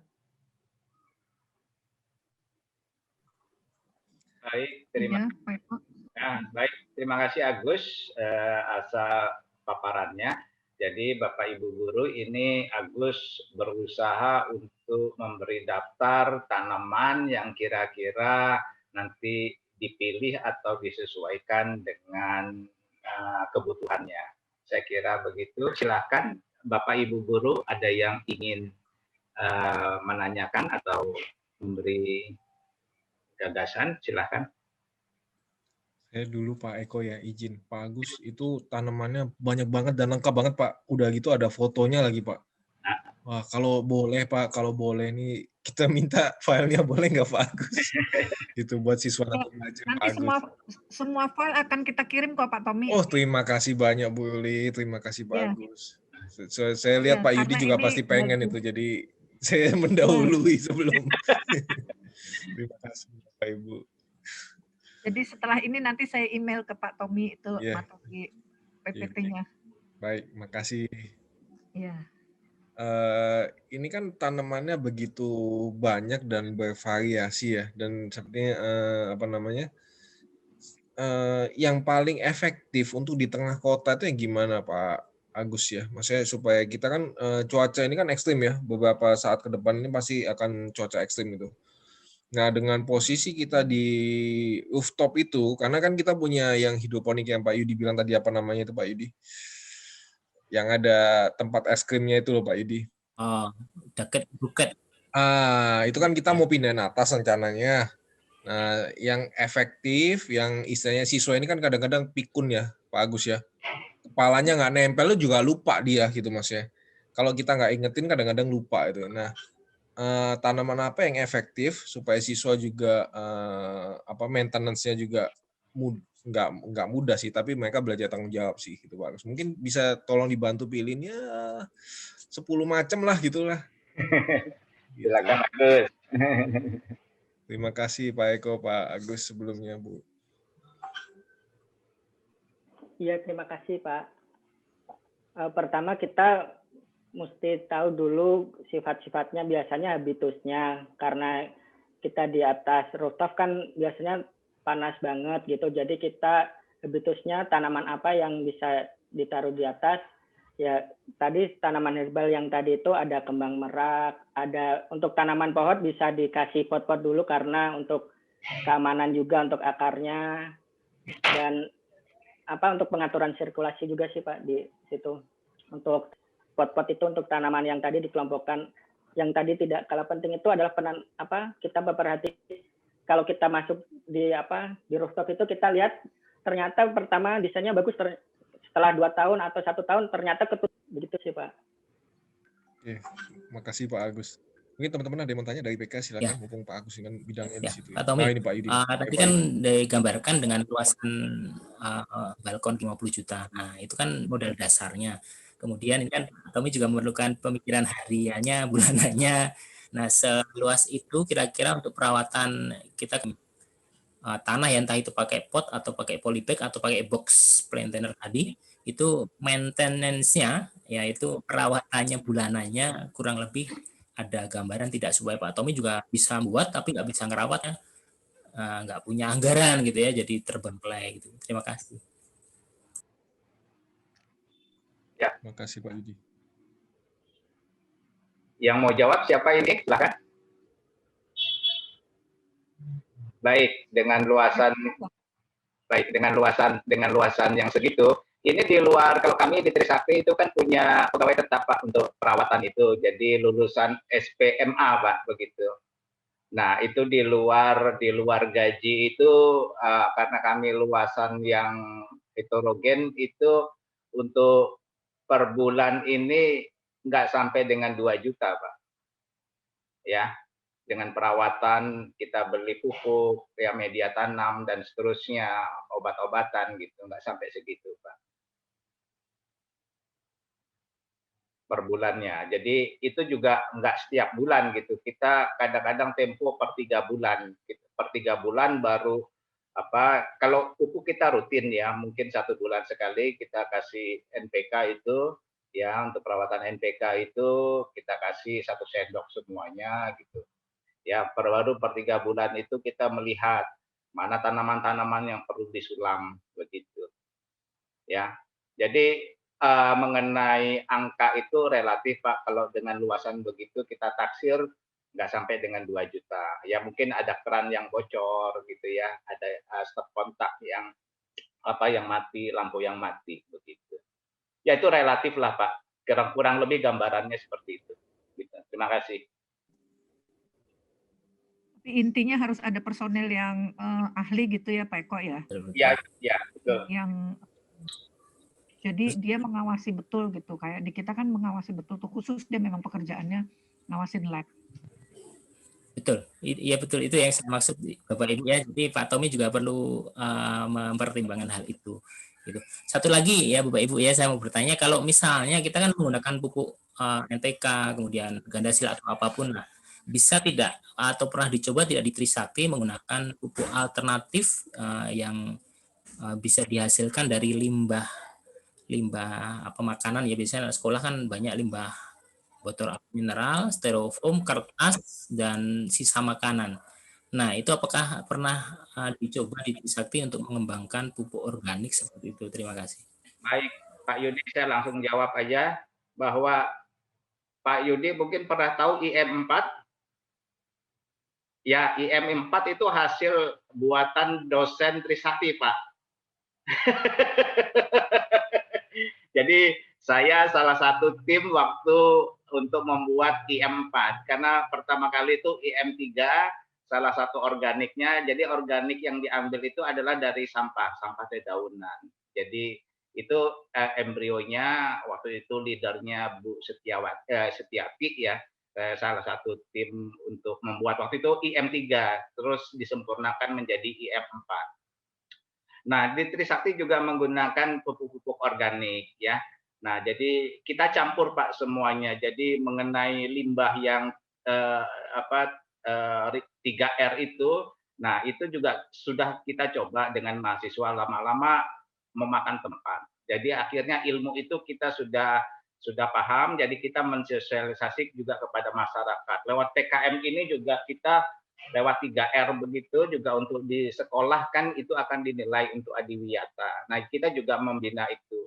Itu udah lama sekali Pak, yang sekitar 10 tahun dan segala. Sampai sekarang pun kita hidroponik juga tetap masih pakai limbah. Si Agus juga pernah ikut, jadi kita pakai botol-botol bekas dan segala macam. Nah, jadi mungkin banyak berkembang sekarang pupuk organik macam-macam, tapi kami lebih percaya kepada IM 4 bukan karena produk Trisakti, karena itu embrionya, karena yang itu yang lebih aman. Ada yang guano ya, ada yang dari buah segala macam. Pada prinsipnya itu adalah organik gitu Pak. Organik itu adalah untuk menggemburkan tanah. Jadi kecepatan kita kan juga karena kadang-kadang supply and demand kecepatan itu kimia lebih bagus. Kami juga menggunakan IM 4 sebulan sekali Pak. Fungsinya untuk menggemburkan tanah. Kita brainwash membersihkan media itu pakai IM 4 di mana mikroba itu akan memakan racun-racun semuanya begitu. Jadi nanti misalnya nanti kita adakan pelatihan perawatan dan seterusnya begitu. Nah, jadi silakan saja kalau Bapak ingin organik, pure organik, nanti di zona service di lab sekolah itu kita alokasi. Jadi semuanya pure organik, satu dengan kimia, mungkin yang kedua dengan campuran begitu. Nah, biasanya kita kalau ya buah-buah atau sayur-sayuran organik pasti bolong. Kalau kita beli sayur kan biasanya yang mulus-mulus. Yang mulus-mulus itu pasti kimia. Kalau organik itu pasti bolong-bolong, nggak ada yang mulus gitu. Itu bedanya, Pak. Ya, terjawab Pak Yudi ya, kira-kira ya. Baik, terima kasih Pak. Nah, silakan Bapak Ibu. Intinya di Trisakti ini one stop learning for sustainable development, one stop learning Pak. Jadi kita serve better for everything you want. Jadi apa yang Ibu perlukan kami siap. Makanya itu nanti bisa ditindaklanjuti dengan kerjasama ya Pak Eko ya. Iya Pak, iya Bu. Kita bersama gitu, akreditasi untuk kita sendiri dan akreditasi untuk IPK. Karena kan kita sama Pak ya, kita sama-sama swasta yang akreditasi itu sangat menentukan sekali. Seperti itu ya Pak Eko kira-kira ya? Iya Bu Pak. Silakan Bapak Ibu Guru. Pak Eko, Pak Agus, saya mau tanya, yang kemarin yang Bapak mendapatkan prestasi yang di hidroponik ini boleh diceritakan sedikit nggak Pak? Gitu. Jadi yang hidroponik yang dibuat yang di Trisakti seperti apa gitu loh? Iya, baik Bu Nia. Semuanya sudah ada di sosmed ya Bu Nia ya. Kita punya Lanskap Trisakti, Prodi Arsitektur Lanskap, terus juga Agus di YouTube juga sudah ada gitu ya. Jadi gini, sebenarnya gagasan ini datang dari Agus gitu ya. Agus upload ke saya. Agus upload hasil-hasil di apartemen dia dengan yang tadi Pak Yudi bilang dengan memanfaatkan 3R itu, terus dia juga dengan sistem NFT. Nah, kebetulan dari Kemendikbud-Dikti itu ada program hibah. Nah, saya kontak ke Agus, Gus, mau buat nggak ini? Gitu ya. Mau buat nggak ini? Boleh. Nah, ini kita kolaborasi, saya sebagai dosen pembimbing. Kan karena syaratnya harus 3 gitu ya, minimal 3. Jadi cari 2 orang lagi, akhirnya kita mengajukan gitu ya dengan ya macam-macam lah dinamikanya. Dengan kondisi COVID begini, akhirnya kita menang, ya Agus prestasinya bagus ya. Nah, saya juga di dalam dia sebagai pembina siswa gitu, pembina mahasiswa, dia juga dapat penghargaan begitu.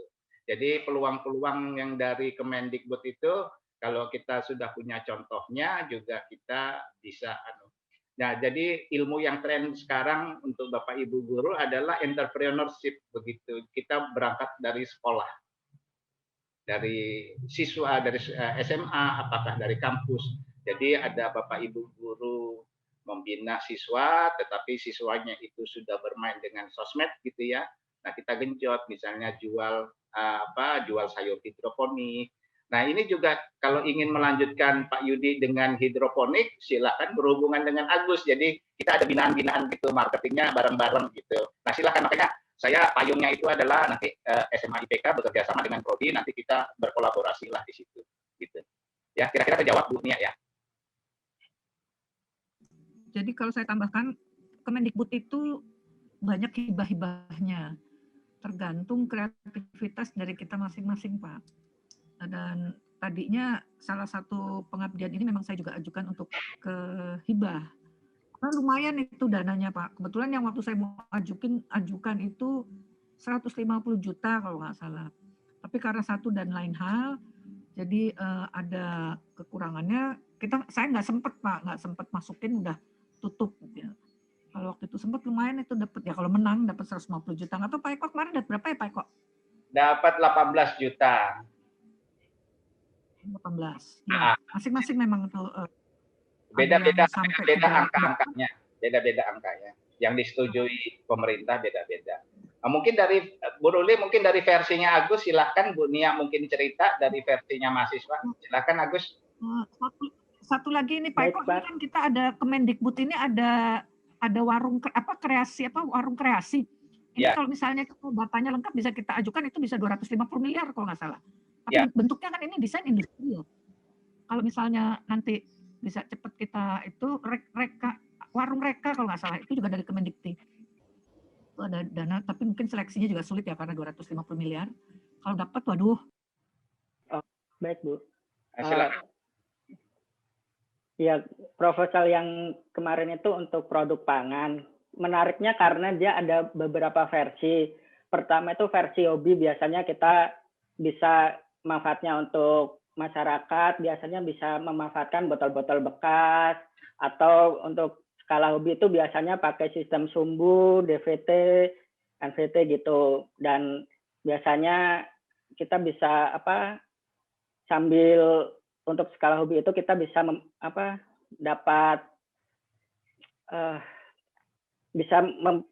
menghasilkan tanaman sayuran sendiri di lahan yang sesempit kayak saya itu. Saya aplikasikan di balkon apartemen dengan sistem seperti itu, walaupun panasnya panas banget kalau siang, walaupun matahari kurang, kita bisa pakai bantuan light grow untuk tanaman untuk saat nggak ada ini matahari. Tapi untuk skala yang lebih besar atau skala produksi kita bisa pakai itu sistem rakit apung biasanya. Dan seperti yang Pak Yudi tadi bilang itu dengan manfaatkan untuk ikan itu aquaponik, namun itu sebenarnya ada beberapa kendala. Biasanya cuma beberapa tanaman yang untuk saat ini yang saya tahu itu kayak kangkung gitu, untuk tanaman yang kayak yang lebih butuh nutrisi atau ion yang banyak itu belum maksimal, Pak. Terima kasih.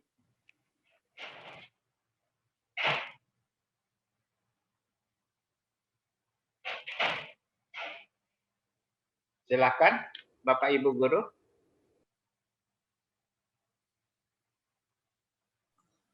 Ya, Bapak Ibu kalau ada yang mau tanya silakan.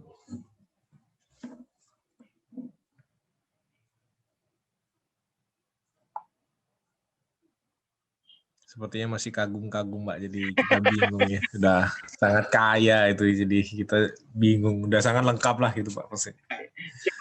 Guru entrepreneurnya kewirausahaan atau PKK Pak bisa dilibatkan itu Pak nanti dalam tim Pak untuk membina kemitraan itu. Ada Pak Obed Pak, itu Pak Obed yang bantu di PKWU Pak. Oh iya. Ayo silakan Bapak Ibu guru, bebas. Mumpung kita ketemu di Zoom. Kalau mengunjungi labnya boleh siapa saja atau harus pakai mekanisme izin gitu? Apa boleh langsung on the spot gitu Pak? Misalnya kita pas lagi jalan sama keluarga kemudian mampir, boleh nggak kira-kira seperti itu misalnya?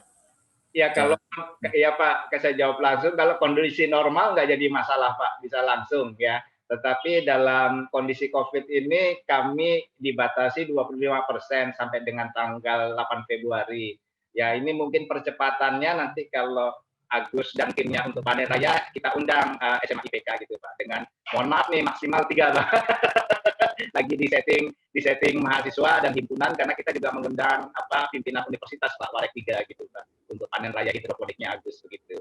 Ya, kelihatannya Pak Yudi sudah penasaran yang pengen lihat. Bunia mungkin ada foto-fotonya bisa ke Pak Yudi gitu ya. Atau Pak Yudi juga bisa kontak ke saya 0811 80 82 720 gitu ya.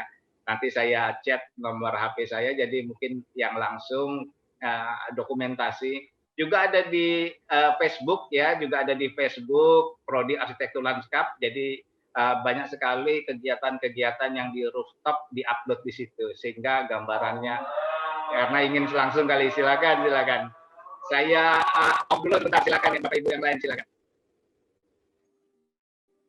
Tapi ini Pak Yudi kalau mau lihat lab kita itu kan kita di lantai 9. Kalau tidak menghubungi kami dulu kadang-kadang suka dikunci Pak. Jadi artinya ada prosedur meskipun tidak terlalu ribet, jadi hubungi ke kami supaya yang nunggu itu juga bisa datang ke sana. Dan kebetulan kalau pas libur itu yang jaga dia pulang, jadi kalau Sabtu sore dia bisa pulang, rumahnya di Kerawang atau bagaimana, nanti dia biasanya Senin pagi datang lagi. Jadi sebaiknya kita diberitahu dulu aja Pak, supaya nanti kita siapkan semuanya di sana untuk bisa lihat. Kalau untuk sementara ini sih memang kita semua lockdown dulu ya, jadi tidak ada kegiatan. Tapi setelah itu kalau misalnya mau hadir, mau datang ke sana, silakan. Tapi paling tidak 1-2 hari sebelumnya kami diberitahu. Gitu Pak Yudi. Terima kasih Bu. Silakan Bapak Ibu Guru, ingin dilanjut. Sepertinya dari kita sudah ya hari ini ya. Gitu, jadi nanti kita sambil cerna pelan-pelan Pak, sambil kita pilah-pilah lagi dan persiapan-persiapan yang perlu dipersiapkan gitu Pak. Pak Tommy, boleh sedikit? Boleh. Waktu tahun lalu saya datang ke Trisakti, saya pulang bawa banyak sekali oleh-olehnya Pak dari Bu Ruli dan Pak Eko gitu ya. Ada banyak tanaman gitu. Sedikit saya minta izin share screen ya. Ini saya kasih lihat. Ini yang dikasih nih Pak. Terus habis gitu tanaman ini, Bu Ruli, Pak Eko, ini puji Tuhan sudah bertambah banyak gitu ya. Dan yang ini paling banyak nih Pak, yang bisa berkembangnya. Seingat saya ini sudah bisa jadi 4 atau 5 pot kalau nggak salah. Ini yang tumbuh subur gitu loh. Terus kalau pandannya juga cukup banyak gitu ya. Dan yang ini juga nih Pak, yang ini tumbuh subur gitu loh. Ini juga nih, yang Sansevieria ya, betul ya kalau nggak salah ya? Ya. Nah, sedangkan kalau yang ini masih satu doang nih Pak. Yang ini sama yang ini nih. Ya. Jadi mungkin bisa dikembangkan ini Bu. Jadi sebagai masukan, Sansevieria itu nanti sudah berkembang banyak, dipecah-pecah menjadi diganti potnya yang lebih baik sebagai table plant gitu ya, dimasuk di dalam ruangan juga itu sebagai untuk memfilter udara gitu, untuk membersihkan udara. Itu malah hasil riset dari NASA bahwa Sansevieria itu sebagai untuk pembersih udara di dalam ruangan begitu. Mungkin waktu itu saya lihat itu Bu Ruli sedang membuat proposal urup itu menggunakan tanaman Sansevieria begitu. Itu juga untuk mendapatkan hibah gitu ya. Jadi larinya ke green economic Bu. Jadi green selain ekologis juga mempunyai nilai ekonomik gitu. Sekarang larinya arahnya ke arah itu, tidak estetis itu sudah pasti ya, itu dulu estetis, tetapi sekarang banyaknya ke ekologis gitu. Saya kira itu lebih bisa dikembangkan. Juga mungkin siswanya juga bisa jual per pot gitu, seperti sekarang lagi model aglonema, keladi. Bu, beli keladi saya, Tante, beli keladi saya, mungkin bisa dari situ kan siswa-siswa itu berkembang menjadi jiwa entrepreneur gitu. Kira-kira begitu Bu ya. Ya silakan Bapak Ibu Guru lagi. Ya. Nanti kalau minta sayur sama Agus ya Bu ya penguasanya gitu. dengan lahan terbatas itu jadi bisa kirimnya. Silakan Bapak Ibu guru.